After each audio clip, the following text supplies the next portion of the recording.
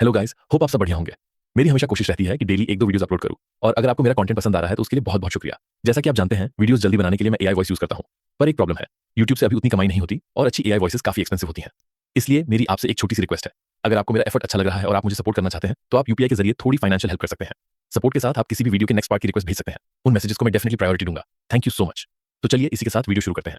Offensive measures की उस prestigious academy में एक सिंगल अनडिस्प्यूटेड सच उसके हॉल्स में गूंजता था कि हीलर्स के लिए इसकी दीवारों के अंदर कोई जगह नहीं थी। लेकिन हमारा प्रोटैगनिस्ट यानी इस स्टोरी का मेन कैरेक्टर इसी सोच को डिफाई करने की हिम्मत रखता था। सबसे पावरफुल हीलर होने के बावजूद विल इसी एकेडमी में एनरोल करने का शॉकिंग डिसीजन लेता है। पूरी की पूरी एकेडमी उसकी शानदार और ह्यूमिलेटिंग फेलियर पर शर्त लगा रही थी। एक इंस्ट्रक्टर इस पॉइंट को प्रूव करने के लिए विल की सो कॉल्ड वीकनेस को एक्सपोज करने के लिए एक मॉक बैटल ऑर्गेनाइज करता है। जैसे ही फाइट स्टार्ट होती है, टीचर विल को फंसाने के लिए अर्थ मैजिक अनलीश करता है, पर सबको शॉक देते हुए विल बड़ी आसानी से हर एक असॉल्ट को डॉज कर लेता है और अपनी हीलिंग एबिलिटीज से अपनी स्पीड को और बढ़ा लेता है। एक पल के लिए एक अर्थ ट्रैप उसे ऑलमोस्ट पकड़ ही लेता है, लेकिन विल अपनी इनक्रेडिबल एजिलिटी से एक बार फिर बच निकलता है और फिर पासा पलटते हुए वह अपना खुद का काउंटर ऑफेंसिव लॉन्च कर देता है। वह तेजी से उन दोनों के बीच के गैप को कम करता है और अपने डैगर के कोल्ड स्टील से स्ट्राइक करता है। नेचुरली वो कमजोर अटैक पूरी तरह से इनइफेक्टिव प्रूव होता है। टीचर, जो एक इम्पेनेट्रेबल अर्थ आर्मर में छिपा हुआ था, कॉन्फिडेंस के साथ स्माइल करता है क्योंकि उसे यकीन था कि एक पावरलेस हीलर उसे नुकसान नहीं पहुंचा सकता। लेकिन विल, उसके पास एक प्लान था। देखो, इस वर्ल्ड में मैजेस को अपनी ट्रू पावर को रिस्ट्रेन करना पड़ता है क्योंकि उनकी मॉर्टल बॉडीज उनकी फुल स्ट्रेंथ के मैग्नीट्यूड को हैंडल नहीं कर सकती। उस सेक्रेड लिमिट को पुश करने का मतलब है अपनी ही बॉडी के कंप्लीट ब्रेकडाउन को इन्वाइट करना। हालांकि अगर विल उस लिमिटर को हटाने की हिम्मत करता है तो वह पावर के एक इमेंस सोर्स में टैप कर सकता है, भले ही इसका मतलब उसके अपने फिजिकल फॉर्म का सेल्फ डिस्ट्रक्शन ही क्यों ना हो। और उसके लिए यह एक ऐसी कीमत थी जिसे चुकाने के लिए वो तैयार था। आखिरकार हीलिंग तो उसकी स्पेशलिटी है। एनर्जी के एक सर्च के साथ विल आगे की ओर चार्ज करता है। उसकी फिस्ट सुपरचार्ज पावर से ग्लो कर रही थी। हड्डियों के टूटने की आवाज गूंजती है जब उसके हाथ टूट जाते हैं, लेकिन इससे पहले वह सीधे टीचर के मजबूत अर्थ आर्मर को चकनाचूर कर देता है। इंस्ट्रक्टर पूरी तरह से डिफेंसलेस रह जाता है। उसके पास रिएक्ट करने का एक मोमेंट भी नहीं था। एक ही डेवास्टेटिंग ब्लो में वो तुरंत नॉकआउट हो जाता है। तो सबसे बड़ा सवाल यही है, एक हीलर वॉरियर्स की एकेडमी में क्यों एनरोल करेगा? इसका डरावना रीजन ये है कि अपनी पास्ट लाइफ में उसके आसपास हर कोई यूजलेस साबित हुआ, जिसके कारण डायरेक्टली उसकी अपनी ट्रेजिक डेथ हो गई। चलो थोड़ा रिवाइंड करते हैं और उन ट्रेजिक इवेंट्स को देखते हैं जो उस समय हुए थे। कोई भी यही सोचेगा कि अपने जॉब में एक्सीलेंट होने से आपको अपने सीनियर्स से रिस्पेक्ट और एडमायरेशन मिलेगा, है ना? अनफॉर्चुनेटली हमारे प्रोटैगनिस्ट के लिए रियलिटी एक क्रूअल और कड़वी सच्चाई थी कि किस्मत के एक शॉकिंग ट्विस्ट में उसकी एक्सेप्शनल परफॉर्मेंस ने उसे तारीफ नहीं बल्कि अपने ही सुपीरियर से पीठ में एक ठंडा खंजर दिलाया। विल एक ऑर्डिनरी यंग मैन था जिसके पास एक एक्स्ट्रा ऑर्डिनरी हीलिंग एबिलिटी थी, एक यूनिक पावर जो पूरी दुनिया में सिर्फ और सिर्फ उसी के पास थी। उसके पास सबसे भयानक चोटों को भी ऐसे हील करने की चमत्कारी एबिलिटी थी जैसे कि ये बच्चों का खेल हो। कोई हाथ पैर खो दिया, उसके लिए यह एक छोटी सी इनकन्वीनियंस से ज्यादा कुछ नहीं था। यह बंदा कटे हुए स्टंप से कुछ ही सेकंड्स में एक नया लिम्ब रीजनरेट कर सकता था। फिलहाल वो आर्मी के बचे हुए लास्ट सोल्जर्स के साथ फ्रंट लाइंस पर खड़ा है और एक डेमोनिक होर्ड से लड़ रहा है जिसे खतरनाक डीमन लॉर्ड्स लीड कर रहे हैं, वही एंटिटीज जिन्होंने ग्रैंडबॉल्ड किंगडम को घुटनों पर ला दिया था। ये ब्रेव सोल्जर्स अपनी पूरी ताकत से लड़ रहे हैं, उस डेमोनिक हमले को रोकने की डेस्परेटली कोशिश कर रहे हैं जिसने पहले ही बाकी दुनिया को निगल लिया है। जहां तक हमारे हीरो की बात है, उसके कॉम्बैट एक्सपीरियंस की कमी ने उसे एक हीलर के रोल में डाल दिया, जिसे अपने साथियों को मौत के मुंह से वापस खींचने की क्रिटिकल ड्यूटी सौंपी गई थी। लेकिन ऑनेस्टली इन नॉर्मल इंसानों के पास उन भयानक मॉन्स्टर्स के खिलाफ क्या चांस था जो सीधे नर्क की गहराइयों से निकल कर आए थे? इस भयानक रियलिटी की वजह से सोल्जर्स लगातार मिसिंग लिम्स के साथ लौटते थे और हमारा हीरो उन्हें वापस जोड़ने के लिए बिना थके काम करता रहता था। हालांकि बैटल और इंजरी के इस लगातार चलने वाले साइकिल ने अपना असर दिखाना शुरू कर दिया और सोल्जर्स का हौसला टूटने लगा। वे अपनी सिचुएशन की क्रूअल अनफॉरगिविंग रियलिटी को एक्सेप्ट कर चुके थे। उनकी किस्मत, ऐसा लग रहा था कि अब तय हो चुकी थी। वे एक ऐसे पॉइंट पर पहुंच गए थे जहां वे इस कभी न खत्म होने वाले नाइटमेयर को झेलने के बजाय बैटलफील्ड पर मौत को गले लगाना बेहतर समझते थे। और यही भयानक डेस्पेयर ठीक वही कारण था कि कैप्टन ने अपनी तलवार हमारे हीरो पर चला दी। कैप्टन को यकीन था कि विल, जो एक हीलर था, उस गहरे दर्द और भयानक हॉरर को कभी नहीं समझ सकता जिसका सामना सोल्जर्स हर बार करते थे जब उन्हें खूनी बैटलफील्ड पर वापस जाने के लिए फोर्स किया जाता था। आखिर में होपलेस सोल्जर्स ने अपनी डिफेंसिव पोजीशंस छोड़ दी, जिससे विशाल मॉन्स्टर्स को किंगडम के बचे खुचे हिस्सों को तबाह करने का मौका मिल गया। पावरलेस, विल सिर्फ हॉरर में देख सकता था जब उसके सामने उसके सभी जानने वाले मारे जा रहे थे और उसका घर धूल और डेस्पेयर में बदल रहा था। जब उसने उस भयानक विशाल ड्रैगन को ऊपर देखा तो उन सोल्जर्स ने जिस हॉरर को झेला था उसकी असली गहराई आखिरकार उस पर टूट पड़ी। उसी मोमेंट में उसका सबसे बड़ा गिफ्ट, उसकी हीलिंग पावर, उसके सबसे गहरे रिग्रेट में बदल गया। उसे बस एक ही ख्याल सता रहा था, काश उसके पास लड़ने की ताकत होती तो वह अपने आसपास के सभी लोगों को बचा सकता था। अपने किंगडम को अपने हाथों से डिफेंड करने की एक जलती हुई डिजायर से भरा हुआ हमारा हीरो हिम्मत दिखाते हुए जमीन से एक छोटा सा पत्थर उठाता है और सीधे उस विशाल ड्रैगन की ओर चार्ज कर देता है। जैसा कि एक्सपेक्टेड था, एक ताकतवर ड्रैगन को सिर्फ एक पत्थर से चैलेंज करने की ये बेतुकी कोशिश उसकी तुरंत और ब्रूटल मौत में खत्म होती है। लेकिन किस्मत के एक ट्विस्ट में वो लगभग 5 साल पास्ट में जागता है, ठीक उस मोमेंट से पहले जब उसे दुनिया का सबसे ग्रेटेस्ट हीलर कहा गया था। एक ऐसा टाइटल जो बाद में उसका सबसे बड़ा कर्ज बन गया। अपने पास्ट रिग्रेट्स को रिपीट न करने के एक फियर्स डिटर्मिनेशन से भरकर वह एक बोल्ड चॉइस लेता है, हीलिंग में नहीं बल्कि ऑफेंसिव मैजिक के डिस्ट्रक्टिव आर्ट्स में स्पेशलाइज करने वाली एक एकेडमी में एनरोल करने का। इस नए रास्ते के लिए उसकी पहली पसंद फेमस श्वार्ट्ज एकेडमी थी, एक ऐसा इंस्टीट्यूशन जो सिर्फ कॉम्बैट आर्ट्स के लिए डेडिकेटेड था। इस दुनिया में हीलिंग और ऑफेंसिव मैजिक के रास्ते एक दूसरे से बिल्कुल अलग हैं, जो यंग मेजर्स को एक को चुनने और दूसरे को छोड़ने के लिए फोर्स करता है। फिर भी विल इस अनस्पोकन रूल को तोड़ने और उस जीत को हासिल करने के लिए डिटरमाइंड है जो उसकी पास्ट लाइफ में उससे छूट गई थी। वो फ्यूचर से मिले अपने नॉलेज का यूज करके खुद को एक ऐसे वॉरियर के रूप में रीशेप करने का प्लान बनाता है जो न केवल हील करता है बल्कि अनमैच्ड ताकत से लड़ता भी है। अपने एम्बिशियस प्लान को स्टार्ट करने के लिए उसका पहला कदम दुनिया के सबसे प्रेस्टिजियस इंस्टीट्यूशंस में से एक में घुसपैठ करना है, द श्वार्ट्ज एकेडेमिया। यह legendary academy raw young talent को फर्स्ट क्लास मैजिक विल्डिंग ऑफेंसिव मेजर्स में बदलने की अपनी एबिलिटी के लिए फेमस है। इसके प्रेस्टीज को और बढ़ाते हुए विल की पिछली लाइफ का सबसे गिफ्टेड बैटल मेज कोई और नहीं बल्कि इसी इंस्टीट्यूशन का एक ग्रेजुएट था। हालांकि उसके रास्ते में एक बहुत बड़ी रुकावट है। एक हीलिंग मेज होने के नाते श्वार्ट्ज एकेडमी में एडमिशन लेना बिल्कुल भी आसान नहीं होगा। आमतौर पर नोबल्स अपने कम अक्ल बच्चों को एनरोल कराने के लिए बहुत पैसा खर्च करते हैं, लेकिन हमारा हीरो अनफॉर्चुनेटली पूरी तरह से ब्रोक है। अगर वो अपनी हीलिंग स्किल्स का इस्तेमाल करके पैसे कमाना शुरू भी कर दे तो भी वो एनरोलमेंट की डेडलाइन से पहले जरूरी फंड्स जमा नहीं कर पाएगा। जब वो इस मुश्किल सिचुएशन पर सोच विचार कर रहा होता है तो उसकी बहन अनएक्सपेक्टेडली कमरे में एंटर करती है। उसे जिंदा और ठीक ठाक देखकर उसकी आंखों में तुरंत आंसू आ जाते हैं। उसके इमोशनल रिएक्शन को देखकर वह गलती से मान लेती है कि वो पेट दर्द के कारण रो रहा है। वो जल्दी से अपने आंसू पोंछता है और एक ब्रेव फेस बनाता है, ये झूठ बोलकर कि उसकी आंख में बस कुछ चला गया है अंदर से।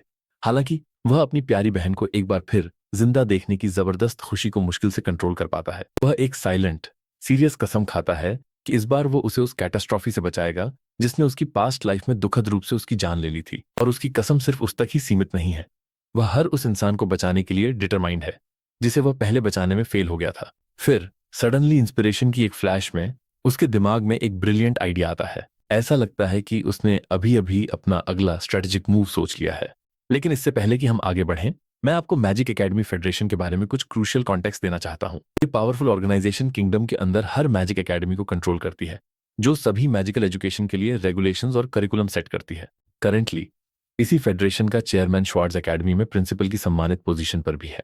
हालांकि किसी अननोन रीजन से चेयरमैन ने मिस्टीरियसली फेडरेशन के मामलों में अपनी सारी इन्वॉल्वमेंट बंद कर दी है। हालांकि उसकी एब्सेंस का रीजन जल्द ही बहुत डरावने तरीके से साफ हो जाएगा।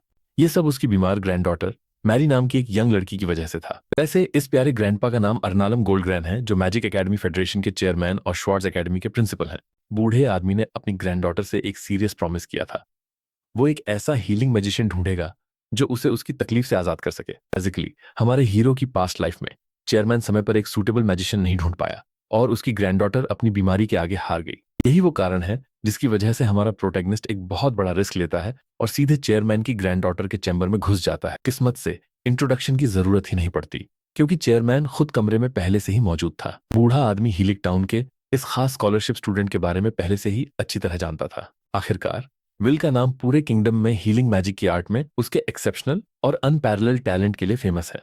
और यही वजह है कि चेयरमैन को विल जैसे कैलिबर वाले किसी व्यक्ति को एक आम चोर की तरह छिपकर घूमते देखना बहुत अजीब लगता है। मन ही मन विल को यह पॉइंट मानना पड़ता है, चेयरमैन सही कह रहा था। शायद अगर उसकी पास्ट लाइफ का डेस्परेट नॉलेज न होता तो उसने कभी भी इस तरह की बेशर्म घुसपैठ करने की हिम्मत नहीं की होती। लेकिन इस गंभीर सिचुएशन में फॉर्मेलिटीज एक ऐसी लग्जरी है जिसे वे दोनों अफोर्ड नहीं कर सकते। उसे तुरंत एक्शन लेना था क्योंकि वो जानता था कि वही अकेला है जिसके पास उसे हील करने की पावर है। नेचुरली वो समझदार बूढ़ा चेयरमैन जानता है कि हर एक्शन की एक कीमत होती है और वो उस यंग मैन के असली इरादों को जानना चाहता है। विल अर्जेंटली जोर देता है कि टाइम एक क्रिटिकल फैक्टर है जिसे वे वेस्ट नहीं कर सकते। उसका ट्रीटमेंट, वो आर्ग्यू करता है, किसी भी नेगोशिएशन से ऊपर होना चाहिए। फाइनली उसकी आंखों में अर्जेंसी देखकर बूढ़ा आदमी हमारे हीरो को वह परमिशन दे देता है जिसकी उसे सख्त जरूरत थी। वह उसके बेड साइड पर एक सीट लेता है, अपनी पावर को अनलीश करने और उसकी कमजोर करने वाली बीमारी को ठीक करने की तैयारी करता है। हालांकि उसका फोकस बूढ़े आदमी की इंटेंस नजरों से टूट जाता है। एक ऐसी घूरती हुई नजर जो इतनी पावरफुल थी कि ऐसा लग रहा था जैसे वह सीधे उसकी आत्मा में झांक रही हो। चेयरमैन का अनस्पोकन मैसेज क्रिस्टल क्लियर था, एक गलत मूव और हमारे हीरो की लाइफ खत्म। अपनी नर्व्स को कंट्रोल करते हुए विल एक गहरी सांस लेता है, फेल न होने के लिए डिटरमाइंड, और अपनी हीलिंग मैजिक को चैनल करना शुरू कर देता है। जैसे ही वो हीलिंग एनर्जी को चैनल करता है उसे एक चौंकाने वाली रियलाइजेशन होती है। उसका मैना पूल उसकी पिछली लाइफ के कंपैरिजन में काफी छोटा है, लेकिन जो चीज सबसे ज्यादा मैटर करती है वो है हीलिंग फॉर्मुलाज का फ्लॉलेस एग्जीक्यूशन, जो थैंकफुली उसकी मेमोरी में परफेक्टली बसे हुए हैं। एक लंबे इंतजार के बाद ग्रैंडडॉटर की आंखें धीरे धीरे खुलती हैं। सबसे पहली चीज जो उसकी नजरों में आती है वो उस चार्मिंग यंग मैन का चेहरा है जिसने उसे अभी अभी मौत के मुंह से वापस खींचा है। उस हैंडसम स्ट्रेंजर से पूरी तरह घबराकर वो तुरंत एम्बैरेसमेंट में दूसरी तरफ पलट जाती है, अपना चेहरा छिपाते हुए। मीनवाइल उसका ग्रैंडफादर शॉक और डिसबिलीफ में घूर रहा था। ये प्रोसेस नहीं कर पा रहा था कि उसकी प्यारी ग्रैंडचाइल्ड सच में अपनी कोमाटोज स्टेट से जाग गई है। एक कमजोर आवाज के साथ लड़की अपनी चमत्कारी वापसी की पुष्टि करती है। वह खुशी से यह भी कहती है कि उसने सालों से इतना हेल्दी और वाइब्रेंट महसूस नहीं किया है। इमोशन से भरकर उस प्यारे ग्रैंडफादर की आंखें प्योर अनफिल्टर्ड खुशी के आंसुओं से भर जाती हैं। चिंता का वह भारी बोझ जो उसे इतने लंबे समय से दबाए हुए था आखिरकार अब हट गया है, और ये सब हमारे यंग हीरो की इनक्रेडिबल पावर की वजह से हुआ है। थोड़ी देर बाद दोनों आदमी लिविंग रूम की शांति में एक साथ बैठते हैं। अपनी गहरी ग्रेटिट्यूड एक्सप्रेस करने के बाद बूढ़ा आदमी डिक्लेयर करता है कि वो हमारे हीरो की कोई भी इच्छा पूरी करने के लिए तैयार है। विल उसे तुरंत यकीन दिलाता है कि उसकी रिक्वेस्ट बिल्कुल भी बेतुकी नहीं है। इनफैक्ट उसकी इच्छा ऐसी है जिसे पूरा करना चेयरमैन की पावर के अंदर है। अब तक यह पूरे देश में कॉमन नॉलेज है कि जब हीलिंग मैजिक की बात आती है तो विल अपनी ही एक अलग लीग में खड़ा है। वह अपने क्राफ्ट के एब्सोल्यूट शिखर पर पहुंच गया है जहां ग्रोथ के लिए कोई और गुंजाइश नहीं दिखती, और यही कारण है कि वो स्किल्स के एक पूरी तरह से अलग डोमेन में जाना चाहता है। उसकी एक ही रिक्वेस्ट है, वो श्वार्ट्ज एकेडमी में एनरोल करना चाहता है। बूढ़ा आदमी नेचुरली इस रिक्वेस्ट को पूरी तरह से बेतुका पाता है। किसी के लिए अपने नेचुरल गॉड गिफ्टेड टैलेंट को छोड़कर कुछ पूरी तरह से अननोन चीज को परस्यू करना, कम से कम कहा जाए तो, बहुत अनयूजुअल है। लेकिन एक प्रॉमिस है, और बूढ़ा आदमी अपने वादे का पक्का है। वो इसे पूरा करने का इरादा रखता है। वो एक फर्म हैंडशेक के साथ डील को सील करता है, यंग मैन से प्रॉमिस करता है कि वो सौदे का अपना हिस्सा पूरा करेगा। मीनवाइल एकेडमी के अंदर एक नोटोरियसली टॉक्सिक टीचर हमारे हीरो के एनरोलमेंट प्रोफाइल को रिव्यू करते हुए मजाक उड़ाता है। वो चेयरमैन की हिम्मत पर सोचता है, एक हीलिंग मेज को जिसके पास बिल्कुल जीरो ऑफेंसिव कैपेबिलिटीज हैं एक प्रीमियर कॉम्बैट स्कूल में एनरोल करना। फाइनली ग्रैंड एंट्रेंस सेरेमनी का दिन आता है और नए स्टूडेंट्स उम्मीद के साथ एकेडमी के विशाल असेंबली हॉल में इकट्ठा होते हैं। ग्रैंड पेडिस्टल पर चेयरमैन अपने प्रेस्टिजियस इंस्टीट्यूट के बारे में एक शानदार स्पीच देने के लिए तैयार खड़ा है। श्वार्ट्ज एकेडमी, वो डिक्लेयर करता है, एक फुल्ली रेजिडेंशियल इंस्टीट्यूशन है जो ऑफेंसिव मैजिक में स्पेशलाइज करता है और अपने यूनिक और कठिन करिकुलम पर गर्व करता है। इसका फैला हुआ कैंपस कई state of the art training grounds का घर है। इसके अलावा इसकी एडवांस्ड रिसर्च फैसिलिटीज और एक विशाल लाइब्रेरी इसके स्टेटस को और बढ़ाती है, जिससे ये बाकी सबसे अलग दिखता है। इसके इन्फ्लुएंशियल एलुमनाई एकेडमी की दीवारों से बहुत दूर तक एक्टिव हैं, जो किंगडम से ही सपोर्ट और पेट्रोनेज की एक स्थिर धारा सुनिश्चित करते हैं। सिंपली कहा जाए तो दुनिया में कोई और इंस्टीट्यूशन ऑफेंसिव मैजिक की कॉम्प्लेक्स बारीकियों में महारत हासिल करने के लिए ऐसा परफेक्ट एनवायरनमेंट ऑफर नहीं करता है। लेकिन चलो इस अनप्रेसिडेंटेड रियलिटी को नहीं भूलते। हमारा हीरो सिर्फ एक हीलर है जो एक ऐसी दुनिया में कदम रख रहा है जहां उसकी तरह के किसी ने भी पहले कभी कदम रखने की हिम्मत नहीं की। इसलिए यह एक अनडिनाइबल फैक्ट है कि उसके सामने फैला हुआ रास्ता खतरनाक और कांटों से भरा होगा, लेकिन हमारा प्रोटैगनिस्ट किसी भी चैलेंज के लिए तैयार है, जो भी आगे आए उसका सामना करने के लिए, अपनी उस पावरफुल ऑफेंसिव मेज बनने की क्वेस्ट में जिसे बनना उसकी डेस्टिनी है।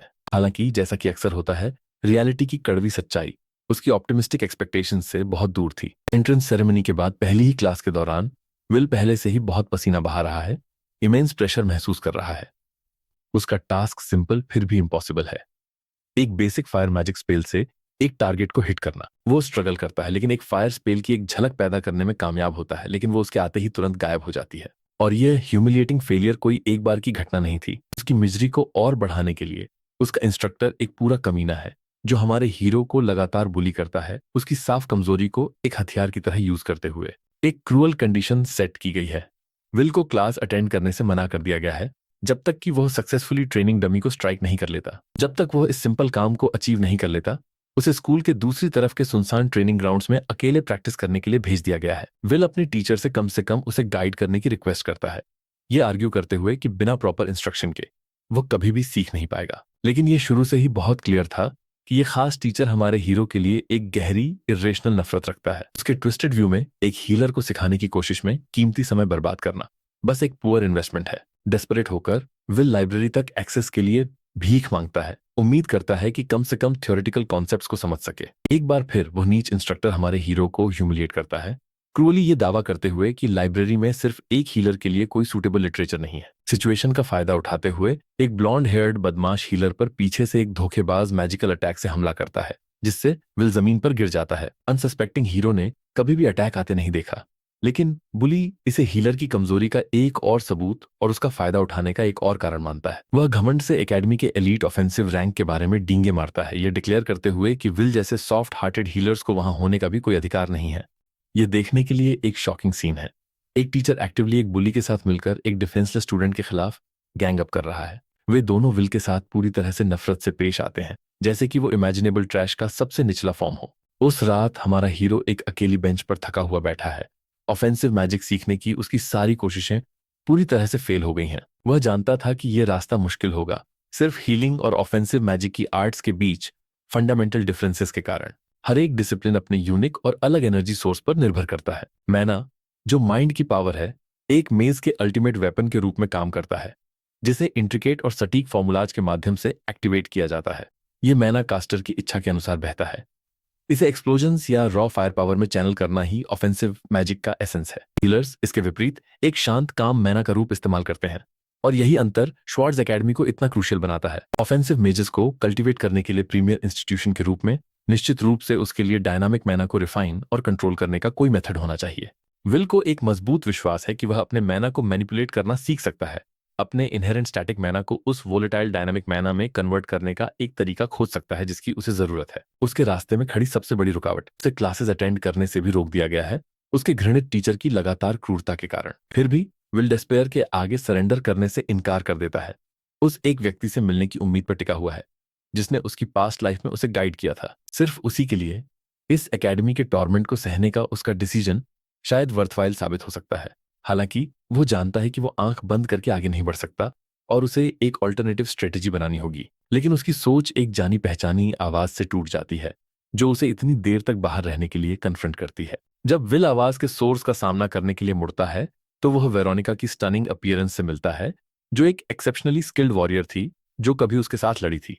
वो उन हाईएस्ट रैंकिंग ऑफेंसिव मेजेस में से एक थी जिन्हें वो कभी जानता था, और आखिर में उसे ग्रेट वॉर में उसकी ट्रेजिक डेथ का शोक मनाना पड़ा। चमत्कारिक रूप से वह इस नई रिग्रेस टाइमलाइन में जिंदा है, लेकिन इससे पहले कि एक भी शब्द बोला जा सके, वह उस लेजेंडरी स्वॉर्ड को निकालती है जो किसी भी चीज को 2 टुकड़ों में काट सकती है।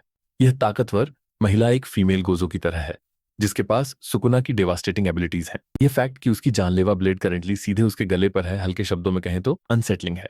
पता चलता है कि वो पेट्रोल पर है, एक सस्पिशियस स्टूडेंट की तलाश में, और अब वो सोचती है कि क्या विल ही वो ट्रबल मेकर है जिसे वो ढूंढ रही है। हमारा हीरो घबराकर अपनी बेगुनाही साफ करता है, ये जानते हुए कि अगर उसने उस स्वॉर्ड को घुमाने का फैसला किया तो उसे लेजेंडरी ट्रक कुन से एक और इसेकाई इंटरवेंशन के लिए प्रार्थना करनी पड़ेगी। उसके एक्सप्लेनेशन से सेटिस्फाइड होकर वह अपना हथियार नीचे करती है और उस पर राहत की एक लहर दौड़ जाती है जब वो धीरे से उसकी पहचान कंफर्म करता है। वेरोनिका। महिला उसके कैजुअल टोन पर गुस्सा हो जाती है, उसे यह बताकर शर्मिंदा और शॉक कर देती है कि वो इनफैक्ट एक टीचर है। उसे याद था कि वह उसकी पास्ट लाइफ में उससे बड़ी थी, लेकिन उसने कभी नहीं सोचा था कि वो इतनी बड़ी होगी। पता चलता है कि वह एक सर्टिफाइड प्रोडिजी है जिसने कई ग्रेड स्किप किए और तुरंत प्रोफेसर के पद पर प्रमोट हो गई।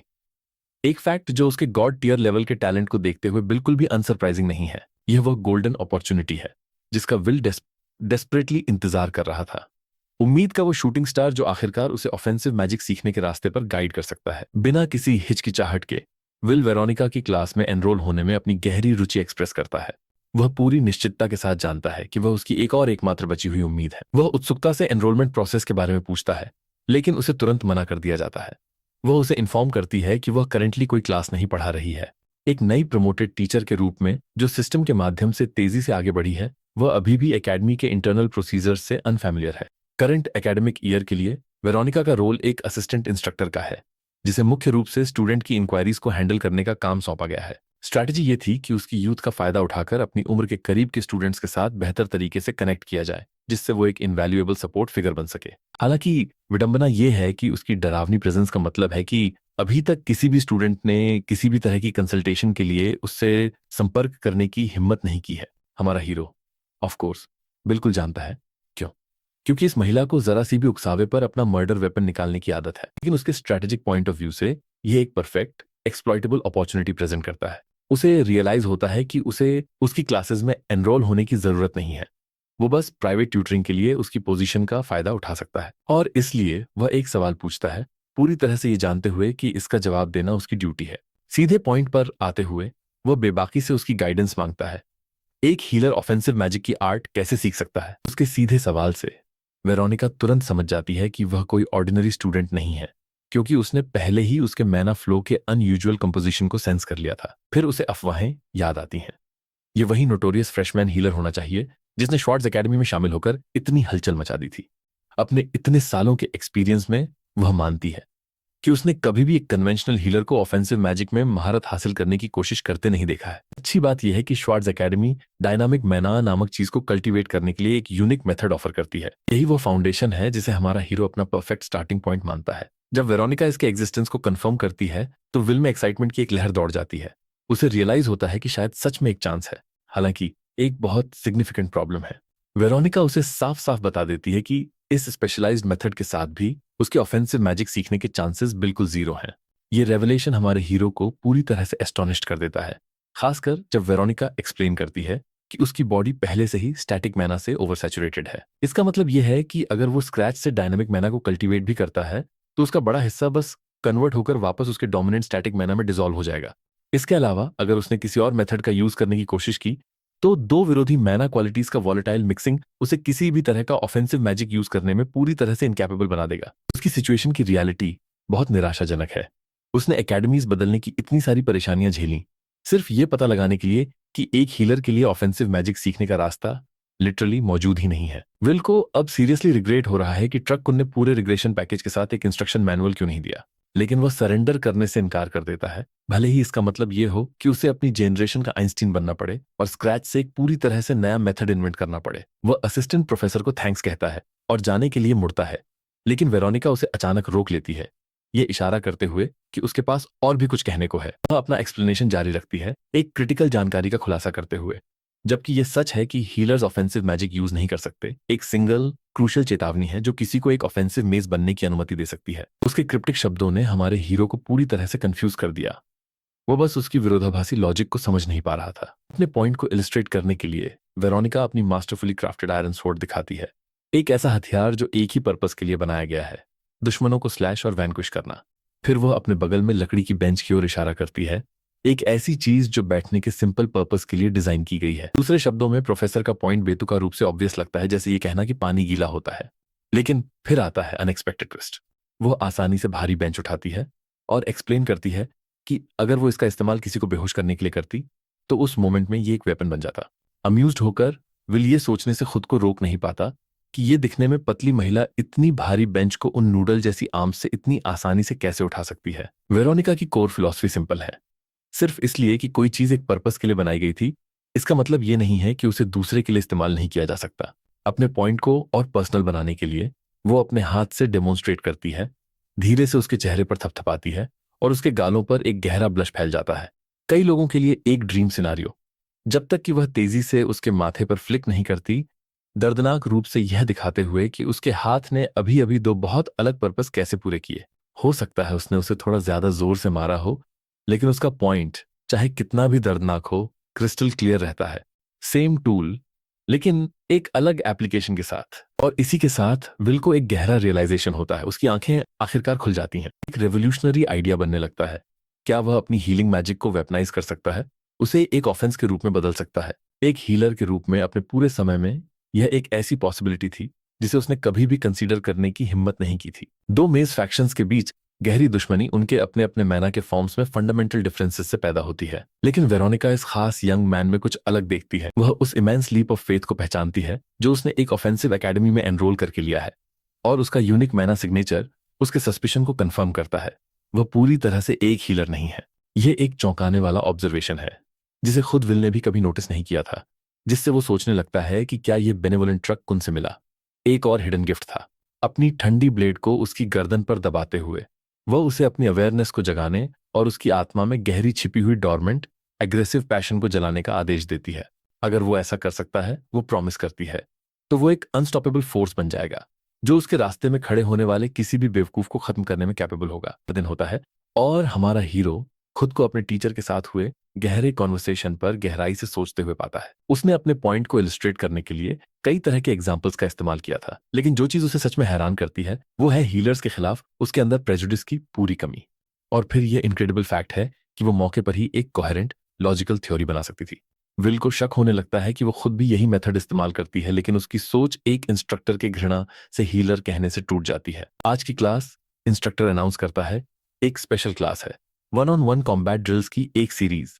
और हाँ, हीलर से भी पार्टिसिपेट करने की उम्मीद की जाएगी। वो ऑफेंसिव मैजिक यूज कर सकता है या नहीं, ये ऑफ कोर्स सिर्फ और सिर्फ उसी की प्रॉब्लम है जिसे उसे सॉल्व करना है। वह कमीना टीचर फिर फाइनलाइज्ड पेयरिंग्स का खुलासा करता है और किसी को भी सरप्राइज नहीं होता। उसने हमारे हीरो को किसी और के खिलाफ नहीं बल्कि उल्फस, पहले वाले ब्लॉन्ड हेयर्ड बदमाश के खिलाफ खड़ा किया है।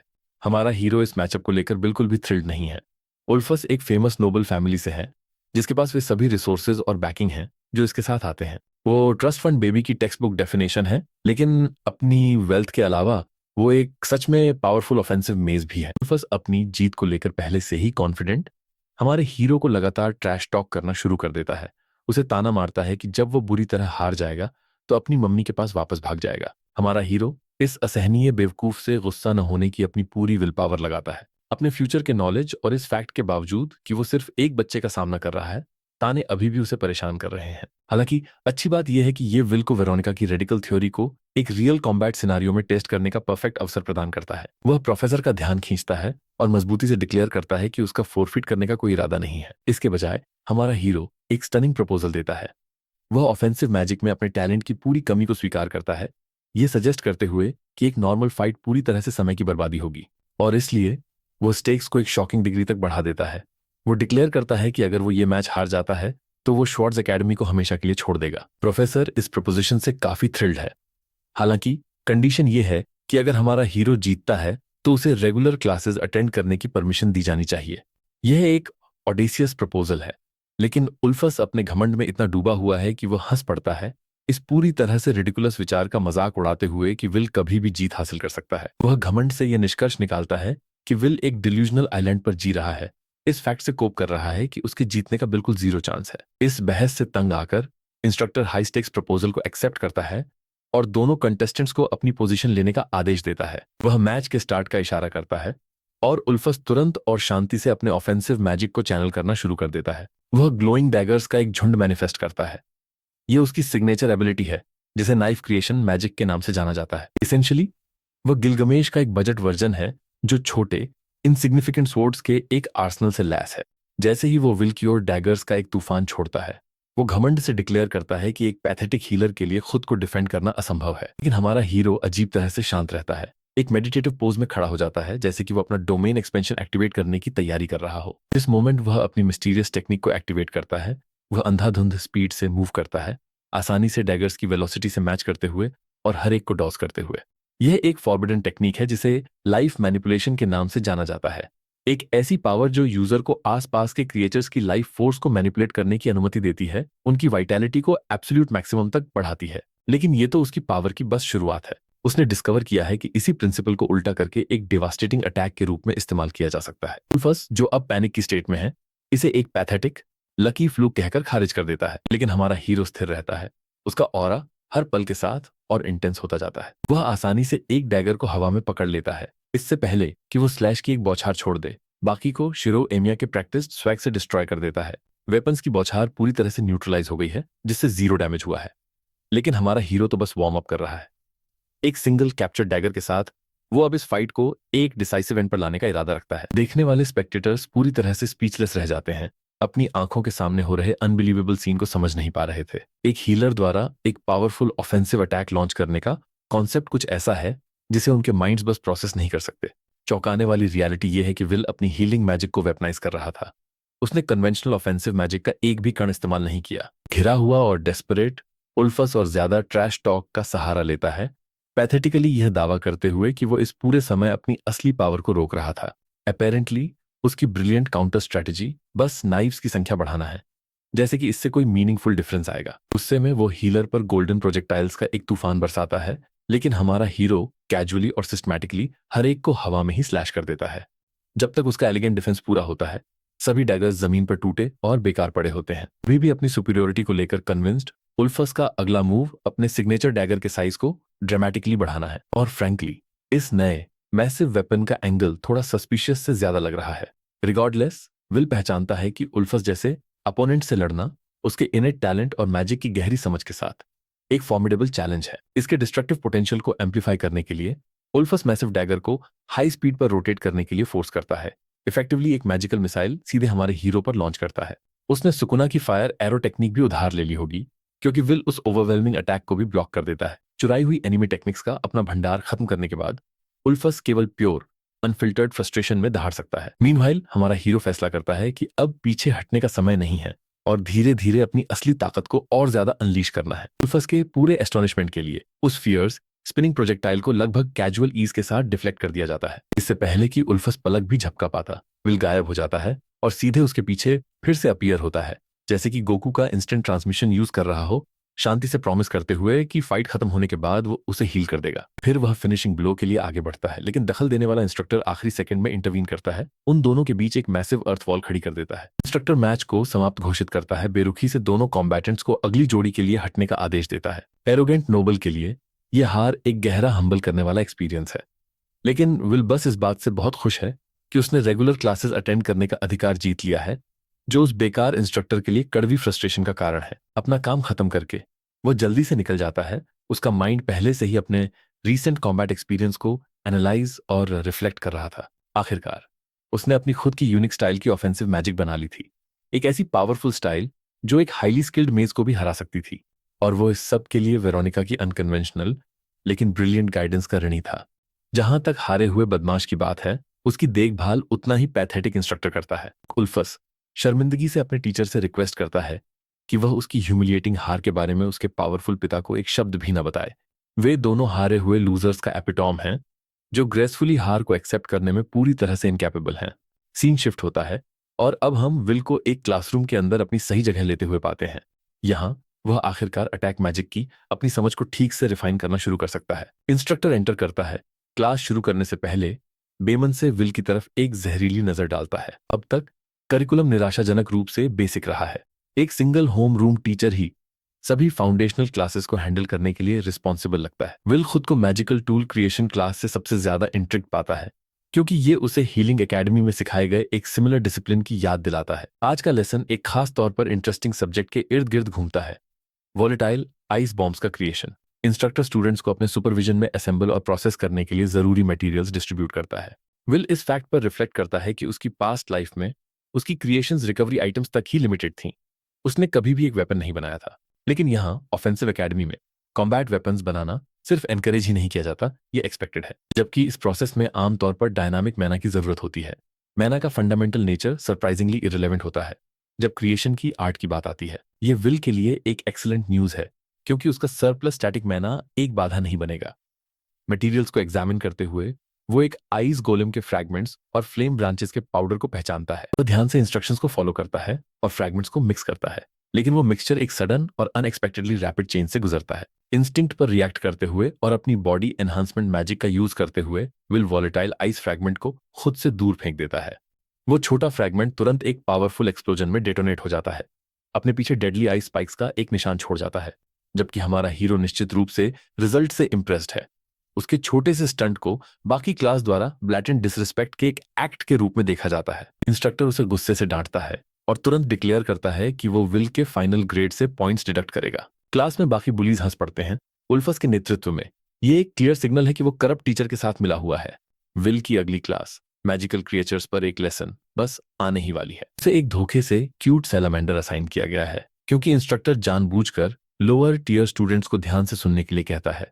हमारा हीरो मैजिकल क्रिएचर के इतने करीब होने से एक बढ़ती हुई बेचैनी महसूस करता है। उसके इंस्टिंक्ट्स उस पर चिल्लाते हैं जब वो उस छोटे क्रिएचर को फायर का एक कैनन ब्लास्ट करते हुए इमेजिन करता है, जिससे वो इंस्टिंक्टिवली डिफ्लेक्ट करने पर मजबूर हो जाता है। रियलिटी में यह सब उसके दिमाग में था, लेकिन उसके सडन मूवमेंट ने इंस्ट्रक्टर का गुस्सा खींच लिया, जिसने तुरंत उसके असाइंड इक्विपमेंट को जब्त कर लिया। सिचुएशन तेजी से बिगड़ रही है और विल अपने ऊपर हो रहे अत्याचार की भयानक रियलिटी को समझने लगा है। इंस्ट्रक्टर केवल उसे क्लासरूम में आने की अनुमति देकर कंप्लायंस का नाटक कर रहा है, जबकि रियलिटी में वह उसे हर एक लेसन में सिस्टमैटिकली टॉर्चर कर रहा है। इस कैलकुलेटेड सेबोटेज का मतलब है कि वो सीखने में असमर्थ है, जो उसे एक बार फिर अपनी गंभीर सिचुएशन से उबरने के लिए एक प्लान बनाने पर मजबूर करता है। इस अन्याय को दूर से ऑब्जर्व कर रही एक अजीब स्टूडेंट है जो यहाँ चल रहे ब्लैटेंट डबल स्टैंडर्ड्स को अच्छी तरह से समझती हुई लगती है। लगातार बुलिंग जारी रही, हैरेसमेंट का एक कभी न खत्म होने वाला सैलाब। विल को न केवल स्टूडेंट्स के फिजिकल टॉर्मेंट से खुद को डिफेंड करना पड़ा, बल्कि इंस्ट्रक्टर के एब्सर्ड आउट ऑफ सिलेबस सवालों से भी। उसके एकेडमिक पॉइंट्स को सिस्टमैटिकली क्रश कर दिया गया और हैरेसमेंट क्लासरूम से बाहर भी बढ़ गया, क्योंकि वो वापस आकर अपने कमरे को कचरे के ढेरों से भरा हुआ पाता था। जब उसने इस इश्यू को सुपरवाइजर को रिपोर्ट करने की कोशिश की तो उसे और भी ज्यादा पनिशमेंट मिली, क्योंकि उसके डिनर प्रिविलेज को क्रूअली रद्द कर दिया गया था। उसे हर कंसीवेबल एंगल से सिस्टमैटिकली तोड़ा जा रहा था। वह अपने फ्लोर पर गिर जाता है। ये क्रशिंग रियलाइजेशन उस पर हावी हो जाता है। ये पूरी एकेडमी उसके दुश्मनों से भरी हुई है। ऐसे ही उसने एक सिंगल मॉन्यूमेंटल स्टेप आगे बढ़ाया था, अब उसे नए चैलेंजेस के एक पहाड़ का सामना करना पड़ रहा है, जिसे उसे एक बार फिर से ओवरकम करना होगा। इन सेटबैक्स के बावजूद विल अपनी इनक्रेडिबल प्रोग्रेस को पहचानता है और इन छोटे मोटे बुलीज को अपने अल्टीमेट गोल से डीरेल नहीं करने देना चाहता। सबसे सिग्निफिकेंट विक्ट्री यह है कि उसने उनमें से एक का कॉम्बैट में सामना किया और विजयी हुआ, जिससे उसे अनडिनाइबल प्रूफ मिला कि एक अटैक मेज बनने का उसका सपना पहुंच के भीतर है। पॉजिटिव पर फोकस करने का फैसला करते हुए विल को याद आता है कि अब उसके पास क्लास की टेक्स्ट बुक है, जो उसे लेसन्स को रिव्यू करने और इंडिपेंडेंटली स्टडी करने की अनुमति देती है।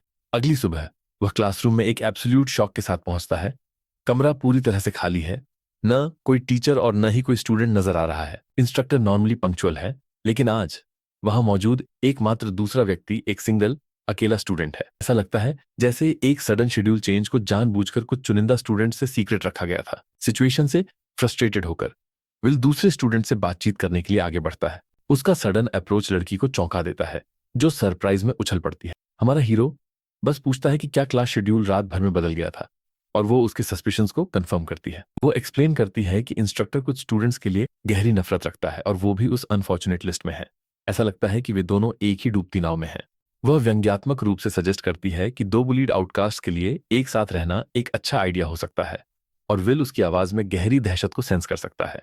एकजुटता के एक जेस्चर में वो एक फ्रेंडली हाथ बढ़ाता है, उसे अपना दोस्त बनाने की पेशकश करता है। लड़की उसकी काइंडनेस से चौंक जाती है और गहरे सम्मान के एक जेस्चर में अपना सिर झुकाती है। वह अपना परिचय एरिका ग्लेन के रूप में देती है, और बस ऐसे ही विल ने नई एकेडमी में अपना पहला दोस्त बना लिया है। रिमार्क करती है कि यह सरप्राइजिंग नहीं है कि वो अकेला है, ये देखते हुए कि उसने लेट ज्वाइन किया और ज्यादा इंपॉर्टेंटली एक हीलर है। एरिका बेबाकी से उस व्यापक अफवाह की ओर इशारा करती है कि हीलर्स अपने नेचर से ही पैथेटिकली वीक होते हैं। उसके शब्द विल को एक मोमेंट के लिए स्टंट कर देते हैं। फिर वो मानती है कि एक ऑफेंसिव मेज होने के बावजूद वो भी बिल्कुल दोस्तों से घिरी नहीं है। उसके व्यवहार को देखते हुए विल यह समझने लगता है कि हीलर्स के खिलाफ फियर्स डिस्क्रिमिनेशन श्वार्ट्ज एकेडमी के कल्चर में ही गहराई से जुड़ा हुआ है। यह एक अनडिनाइबल सच है कि ऑफेंसिव मेजर्स फ्रंट लाइंस पर अपनी जान जोखिम में डालते हैं, जो उन्हें उनके दिमाग में पीछे सुरक्षित रहने वाले हीलर्स से नफरत करने का हर कारण देता है। यहां तक कि अपनी पास्ट लाइफ में भी, जहां विल को किंगडम के लिए एक फेमस हीलर के रूप में सेलिब्रेट किया जाता था, उसे इसी प्रेजुडिस का सामना करना पड़ा था। हो सकता है कि तब उसके पास क्रेडिबिलिटी थी, लेकिन यहाँ अटैक एकेडमी के हार्ट में गेम के रूल्स पूरी तरह से अलग हैं। विल जानता है कि अगर वो एक्टिवली फाइट बैक नहीं करता है तो वो एकेडमी के घुटन भरे डिस्क्रिमिनेशन से पूरी तरह से भस्म हो जाएगा। क्यूरियोसिटी से भरकर एरिका उससे $1 मिलियन का सवाल पूछती है। वो एक हीलर एक ऑफेंसिव एकेडमी में क्यों आया? अपने विचारों को इकट्ठा करते हुए विल एक्सप्लेन करता है कि वो एक जन्मजात हीलर की किस्मत को एक्सेप्ट करने से इनकार करता है। वो फ्रंट लाइंस पर फाइट में शामिल होने के लिए डिटरमाइंड है। उसका पावरफुल कन्विक्शन उसे अंदर तक हिला देता है। और विल ऐड करता है कि उसका डिसीजन गहरे पर्सनल रीजन से प्रेरित है। जहां तक एरिका की अपनी कहानी की बात है, पता चलता है कि वो रूरल कंट्रीसाइड की एक छोटी नोबल फैमिली से है। उसके परिवार में कोई मेल वारिस पैदा न होने के कारण उसके पेरेंट्स को डर था कि उनकी नोबल ब्लड लाइन खत्म हो जाएगी। मामले को अपने हाथों में लेते हुए उसने एक पावरफुल अटैक मेज बनने का संकल्प लिया, ये मानते हुए कि सिर्फ स्टेटस ही उसे अपने परिवार का मुखिया बनने की अनुमति देगा। यह एक ऐसा गोल है जिसे विल निश्चित रूप से समझ सकता है। एकमात्र प्रॉब्लम यह है कि एरिका के पास मैजिकल टैलेंट का एक भी कण नहीं है। मामले को और भी बदतर बनाने के लिए उसके कोई दोस्त नहीं है और वो क्लास में बुलीज का एक कांस्टेंट टारगेट है। फॉर्चुनेटली वो हमारे हीरो में एक दोस्त पाकर सच में खुश है। मजाक में उसे एक साथी अंडर अचीवर कहती है, जो उसे तब कंफर्ट कर सकता है जब उसके ग्रेड्स अनिवार्य रूप से गिरेंगे। दोस्ती में भी उसे कोई ब्रेक नहीं मिल सकता। लेकिन यह क्लियर है कि वह सिर्फ मजाक कर रही है। रिगार्डलेस, वह उसे यकीन दिलाता है कि उसकी उससे कम उम्मीदें बहुत जल्द टूट जाएंगी। बिना किसी और एक्सप्लेनेशन के विल उसे एक अलग क्लासरूम में ले जाता है, असली क्लास की लोकेशन। वे दोनों सही क्लास का पता लगाने में कामयाब हो जाते हैं, लेकिन तुरंत ही उस प्रेडिक्टेबली गुस्से वाले इंस्ट्रक्टर से उनका सामना होता है, जो उन्हें लेट डिक्लेयर करता है। विल माफी मांगने की कोशिश करता है, शेड्यूल चेंज के बारे में अपनी अनभिज्ञता बताते हुए, लेकिन वह एरोगेंट जैकास पूरी तरह से अनफॉरगिविंग है। पनिशमेंट के एक फॉर्म के रूप में वो विल को एक सरप्राइज क्वेश्चन के साथ स्पॉट पर रखने का फैसला करता है। यह एक टेरिबल डेवलपमेंट है।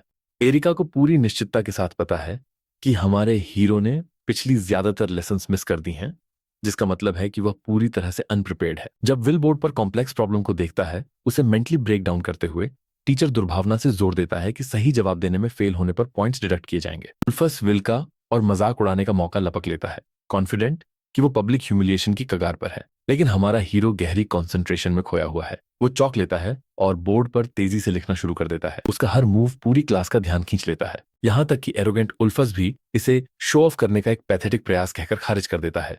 लेकिन ब्रिलियंस के एक स्टनिंग डिस्प्ले में विल कॉन्फ़िगरेशन को सॉल्व कर देता है, जिससे बोर्ड पर मैजिक सर्कल एक पावरफुल ग्लो के साथ इल्यूमिनेट हो जाता है। वह पूरी तरह से सभी की एक्सपेक्टेशंस को चकनाचूर कर देता है, पूरे कमरे को चुप करा देता है, जिसमें स्टन्ड और पूरी तरह से ह्यूमिलिएटेड इंस्ट्रक्टर भी शामिल है। हारा हुआ टीचर ये मानने पर मजबूर हो जाता है कि जवाब सही है, जिससे उल्फस और एरिका दोनों ही एब्सोल्यूट शॉक की स्टेट में रह जाते हैं।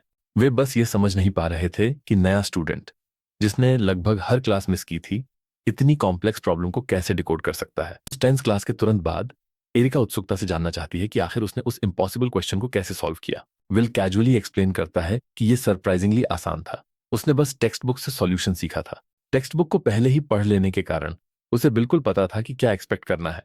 जो चीज उसे पूरी तरह से स्पीचलेस कर देती है वो ये रेवलेशन है कि उसने पूरी मैसिव टेक्स्ट बुक एक ही रात में पढ़ ली थी। इसे पहली बार पढ़ने के बावजूद विल ने बुक को तेजी से पढ़ लिया, इसे ऑफेंसिव मैजिक पर अब तक लिखी गई सबसे ब्रिलियंट बुक्स में से एक मानते हुए। इसमें फंडामेंटल प्रिंसिपल्स से लेकर एडवांस्ड एप्लीकेशंस तक सब कुछ कवर किया गया था। सब कुछ मेटिकुलस और इंटेंस डिटेल के साथ एक्सप्लेन किया गया था। हालांकि वो इसे इंडिपेंडेंटली स्टडी कर सकता था, उसे रियलाइज हुआ कि मैजिक की फाउंडेशनल अंडरस्टैंडिंग के बिना टेक्स्ट को समझना एक कठिन काम होता। फॉर्चुनेटली विल के लिए थ्योरेटिकल स्टडीज में उसकी नेचुरल एप्टीट्यूड ने उसे कॉम्प्लेक्स टेक्स्ट को रिलेटिव ईज के साथ नेविगेट करने की अनुमति दी। एक ही रात में उसने ऑफेंसिव मैजिक थ्योरी की पूरी जानकारी एब्जॉर्ब कर ली थी। टेक्स्ट को ऐसे पढ़ रहा था जैसे वो एक थ्रिलिंग फिक्शनल नॉवल हो। जबकि उसे सिचुएशन अम्यूजिंग लगती है, एरिका उसकी इनह्यूमन एबिलिटीज से पूरी तरह से डरी हुई है। जिस टेक्स्ट बुक को उसने इतनी आसानी से कंज्यूम कर लिया, उसे एकेडमी का बूगीमैन माना जाता है। एक ऐसी बुक जो इतनी कॉम्प्लेक्स है कि उसे टीचर की गाइडेंस के बिना अनट्रांसलेटेबल माना जाता है। उसे अपने इनिशियल एजम्पशन पर गहरा रिग्रेट होने लगा है कि वह एक फेलियर था। अब एक डूबती हुई फीलिंग के साथ ये रियलाइज कर रही है कि इस सिनारियो में असली बॉटम फीडर वो है। ये डरते हुए कि वह उसे लोएस्ट रैंक्स में पीछे छोड़ देगा, वो अपनी चिंता व्यक्त करती है। लेकिन हमारा हीरो उसे तुरंत यकीन दिलाता है कि वो खुशी खुशी उसे वो सब कुछ सिखाएगा जिसमें उसे स्ट्रगल होता है। आखिरकार वो डिक्लेयर करता है वे अब क्लासमेट्स और फ्रेंड्स हैं। एरिका का चेहरा एक रेडिएंट स्माइल से खिल उठता है, उसकी मदद की संभावना से बहुत खुश होकर। हालांकि सच ये है कि हमारा हीरो इस एकेडमी में अपने खुद के सिंगुलर ड्राइविंग गोल्स के साथ आया था। वह यहाँ दोस्त बनाने और दोस्ती की पावर पर रिलाई करने के लिए नहीं आया था, लेकिन वह अपनी अकेली पोजीशन को पहचानता है और रियलाइज करता है कि उसे एक सहयोगी की जरूरत है। और इसलिए वह एरिका को एक क्रूशियल फेवर के बारे में इन्फॉर्म करता है जो उसे करने की जरूरत है। शेड्यूल पर अगली क्लास जनरल ऑफेंसिव मैजिक है।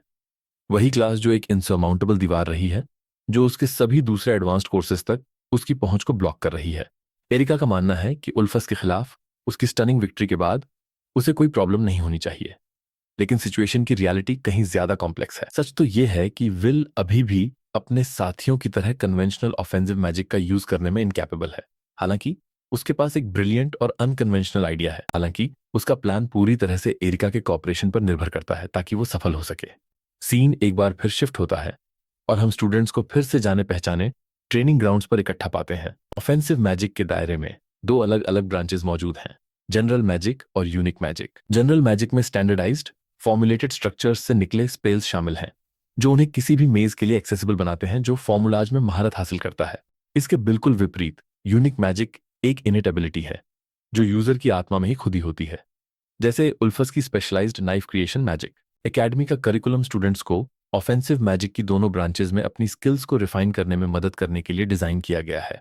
पर चूंकि यूनिक मैजिक सब्जेक्टिव है और इसका कोई सिंगल करेक्ट आंसर नहीं है, ये हमारे हीरो को पार्टिसिपेट करने और पोटेंशियली एक्सेल करने का सबसे आसान रास्ता प्रोवाइड करता है। अनफॉर्चुनेटली वो जनरल ऑफेंसिव मैजिक सीखने की बात आने पर एक ईंट की दीवार से टकराता है, एक ऐसी कमजोरी जिसके बारे में उसका दुष्ट टीचर बहुत अच्छी तरह से जानता है। इस वल्नरेबिलिटी का पूरा फायदा उठाते हुए इंस्ट्रक्टर मॉकिंगली उसके थ्योरेटिकल नॉलेज की तारीफ करता है, इससे पहले कि वो एक प्रैक्टिकल एप्लीकेशन में उसकी कॉम्पिटेंस पर सवाल उठाए। आखिरकार लॉजिक सिंपल है, अगर विल सबसे बेसिक स्पेल्स भी परफॉर्म नहीं कर सकता तो वो इस क्लास में फेल होने के लिए डेस्टिन्ड है। इंस्ट्रक्टर घमंड से कहता है कि असाइनमेंट उसके सभी पिछले फेल्ड प्रयासों के समान है, बस टारगेट पर एक सिंगल मैजिकल शॉट फायर करना। वह एक बार फिर से विल को एक्सट्रीमली बेसिक टास्क कहकर नीचा दिखाता है, ये इंप्लाई करते हुए कि ऐसी फंडामेंटल स्किल को परफॉर्म करने में फेल होने का मतलब है कि उसके कभी भी ग्रेजुएट होने की कोई उम्मीद नहीं है। अपने बिखरे हुए थॉट्स को कलेक्ट करते हुए इंस्ट्रक्टर को याद आता है कि कैसे उस लड़के ने हीलिंग मैजिक को ऑफेंसिव मनूवर्स में अप्लाई किया था और कैसे हीलिंग मैजिक बॉडी के जनरल स्टैट्स को इंप्रूव करती है। लेकिन यहाँ सिचुएशन बिल्कुल अलग है, क्योंकि विल ऑफेंसिव मैजिक जैसी कोई चीज यूज ही नहीं कर सकता। वो बस चाहता है कि ये बच्चा दफा हो जाए और उसकी क्लास से फॉरफिट कर दे, लेकिन अपना हीरो कहीं नहीं जाने वाला और सिचुएशन पर स्माइल करता है। इंस्ट्रक्टर का तो दिमाग ही फट जाता है जब वो विल के हाथ को फ्लेम्स में घिरा हुआ देखता है। इस बात का कोई रीजन ही नहीं है कि आखिर ये बच्चा ऐसा मैजिक कैसे कास्ट कर पा रहा है। लेकिन धोखा मत खाना, एक्चुअली ये हमारे प्रोटैगनिस्ट द्वारा यूज की जा रही एक स्नीकी टैक्टिक है। उसकी पूरी स्ट्रैटेजी इस बात पर डिपेंड करती है कि एरिका अपने जनरल ऑफेंस मैजिक के वर्जन का यूज करके एक फायरबॉल क्रिएट करे। फिर उसने उस फायरबॉल को सैलामेंडर की टेल के अंदर डिप्लॉय कर दिया। इसके बाद विल केयरफुली ऑटो हीलिंग का यूज करके फ्लेम्स को और भड़काता है और उन्हें अपने हाथ के अंदर छुपा लेता है। बेसिकली वह वही कर रहा है जो गोजो सटोरू अपनी रिवर्स कर्स टेक्निक के साथ लिमिटलेस को सस्टेन करने के लिए करता है।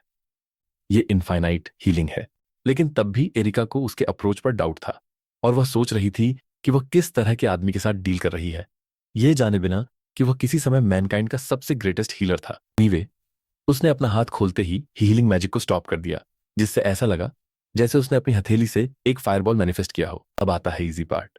वो बस उसे टारगेट पर शूट कर देता है और एक बुलसाई के साथ उसे नीचे गिरा देता है। और इंस्ट्रक्टर ब्रो तो पत्ते की तरह कांप रहा है। उसके स्टूडेंट ने उसे एक बार फिर हम्बल कर दिया है। इल्यूजन इतना परफेक्ट है कि वो पूरी तरह से कन्विंस्ड है कि विल ने ऑफेंसिव मैजिक कास्ट किया था। इससे उसे तुरंत पासिंग ग्रेड मिल जाता है, एरिका की तरफ से अप्लाउस मिलता है और स्पेक्टेटर्स के बीच टोटल कंफ्यूजन क्रिएट हो जाता है। सबसे बढ़कर उल्फस बुरी तरह पिस्ट है। क्लास के बाद वो एक जवाब के लिए टीचर को कन्फ्रंट करता है। उन दोनों में से किसी को भी आइडिया नहीं है कि क्या चल रहा है। कोई लॉजिकल तरीका ही नहीं है जिससे विल ने जनरल ऑफेंस मैजिक सीखा हो। उल्फस का ईगो अपनी हार की वजह से बटहर्ट है और अब यह हीलर चीजों को बहुत आगे ले जा रहा है। ब्रो इस हद तक जाने को तैयार है कि वह अपने फादर से कंप्लेन करके पूरी क्लास को ऑब्लिटरेट करवा देगा। यहां तक कि टीचर भी उसकी फोर्सफुलनेस से स्टन्ड रह जाता है, जबकि वो प्राउड नोबल वहां से चला जाता है और इंस्ट्रक्टर को ऑर्डर देता है कि वो कुछ भी करके उस हीलर को उनकी क्लास से एक्सटर्मिनेट कर दे। ये डूशबैग टीचर अब एक मुश्किल में फंस गया है, क्योंकि रूल्स तोड़ने पर पकड़े जाने का रिस्क है। अनफॉर्चुनेटली उसने एकेडमी में अपनी जॉब पाने के लिए बहुत टाइम स्पेंड किया है, इसलिए वो अब इसे खो नहीं सकता। रिस्क को तौलने के बाद इंस्ट्रक्टर डिसाइड करता है कि उसके लिए गैम्बल करना और उस हीलर से छुटकारा पाना बेहतर है जो उनकी एकेडमी में अपना नाम बनाने की कोशिश कर रहा है। ब्रो एक 15 साल के स्टूडेंट के साथ जनरेशनल बीफ पाल रहा है और अल्टीमेटली मैटर्स को अपने हाथों में लेने का फैसला करता है। क्लासेस के बाद ट्रेनिंग ग्राउंड्स में इंस्ट्रक्टर विल को अकेले समन करता है। ब्रो हमारे लड़के को थ्रेटन करता है, लेकिन विल इसे एक कॉम्प्लीमेंट की तरह लेता है। वो इतना डेंस है कि उसे सिचुएशन का अंदाजा ही नहीं है। इंस्ट्रक्टर बताता है कि वो बच्चे के कॉन्फिडेंस को हम्बल करना चाहता है, खासकर इसलिए क्योंकि जब वो पहली बार एकेडमी आया था तो उसने कई क्लासेस स्किप की थी। यह हमारे लड़के की गलती भी नहीं है, क्योंकि ये डिपशिट टीचर ही था जिसने उसे शुरू में वे क्लासेस लेने से मना कर दिया था। विल आर्ग्यू करता है कि वो पहले ही अपने फ्रेंड्स और सेल्फ स्टडी से मटेरियल कवर कर चुका है, इसलिए चिंता की कोई बात नहीं है। लेकिन ये टीचर अपने अप्रोच में अत्याचारी बना हुआ है और उसे कोई फर्क नहीं पड़ता। उसका मानना है कि ये नया लेसन विल के लिए जरूरी है। कंटेंट इंस्ट्रक्टर के तौर पर उसी के द्वारा डिसाइड किया जाएगा, इसलिए वे यहाँ एक प्रॉपर मॉक बैटल में पार्टिसिपेट करेंगे। विल को यह बहुत सस्पिशियस लगता है कि उसे बिना किसी कारण के एक टीचर से फाइट करनी पड़ रही है और इंस्ट्रक्टर जानता है कि यह अनफेयर है, इसलिए वो लड़के को एक हैंडीकैप देता है। अगर विल एक सिंगल हिट भी स्कोर कर लेता है तो उसे इस मिनी एग्जाम का विक्टर माना जाएगा। इस तरह के लेवरेज के साथ इंस्ट्रक्टर एक्सपेक्ट करता है कि लड़का भागेगा नहीं और फाइट को सीरियसली लेगा। ऑफ कोर्स इस क्लाउन ने हारने का आइडिया कभी एंटरटेन ही नहीं किया। वो अपनी एबिलिटीज में इतना कॉन्फिडेंट है। रही बात हमारे लड़के की, तो वह सोच में डूबा हुआ है और सिचुएशन को समझने की कोशिश कर रहा है। बच्चा ड्यूल की कंडीशंस को एक्सेप्ट कर लेता है, जो टीचर को काफी अपील करता है।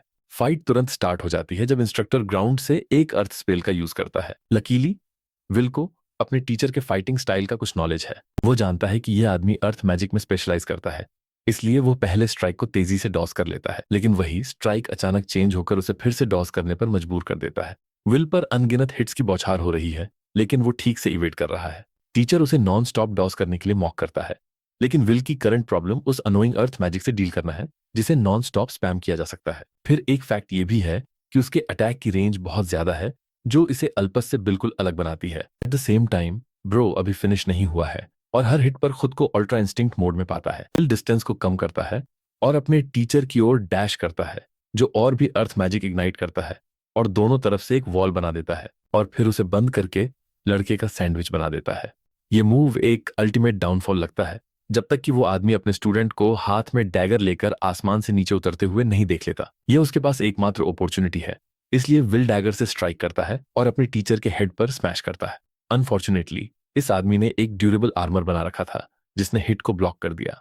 स्टूडेंट जबरदस्ती इंस्ट्रक्टर के अगले अटैक को अवॉइड करता है और फिर से डिस्टेंस क्रिएट करता है। ये छोटा स्नेक अपने स्टूडेंट को पैथेटिक कहता है और अपना all powerful iron clad armour reveal करता है। यहां तक कि विल को भी लगता है कि ये नाम बहुत क्रिंज है, जबकि उसका टीचर उसे जनरल ऑफेंस मैजिक के इमिटेशन का यूज करने के लिए मॉक करता है। वह स्टूडेंट के कॉन्फिडेंस को नीचा दिखाता है, डांटता है और उसे एक अटैक मेज बनने का आइडिया सोचने पर भी क्रिटिसाइज करता है। हालांकि हम्बल स्टूडेंट कॉन्फिडेंटली इंस्ट्रक्टर को याद दिलाता है कि हीलिंग मैजिक ने उसे ह्यूमन बॉडी को इमेंस डिटेल में स्टडी करने की अनुमति दी है। इस तरह वो समझ सका कि ज्यादातर ह्यूमंस अपनी स्ट्रेंथ को रोक कर रखते हैं ताकि वे किसी को किल न कर दें। उनकी अपनी बॉडीज अपनी पूरी ताकत को हैंडल नहीं कर सकती और उस लिमिट को एक्सीड करने से उनकी बॉडीज डिटेरियोरेट हो जाएंगी। इंस्ट्रक्टर इसे एक इंसल्ट के रूप में लेता है, क्योंकि विल उसे हाई एंड माइटी एक्ट करते हुए लेक्चर देने की कोशिश कर रहा है।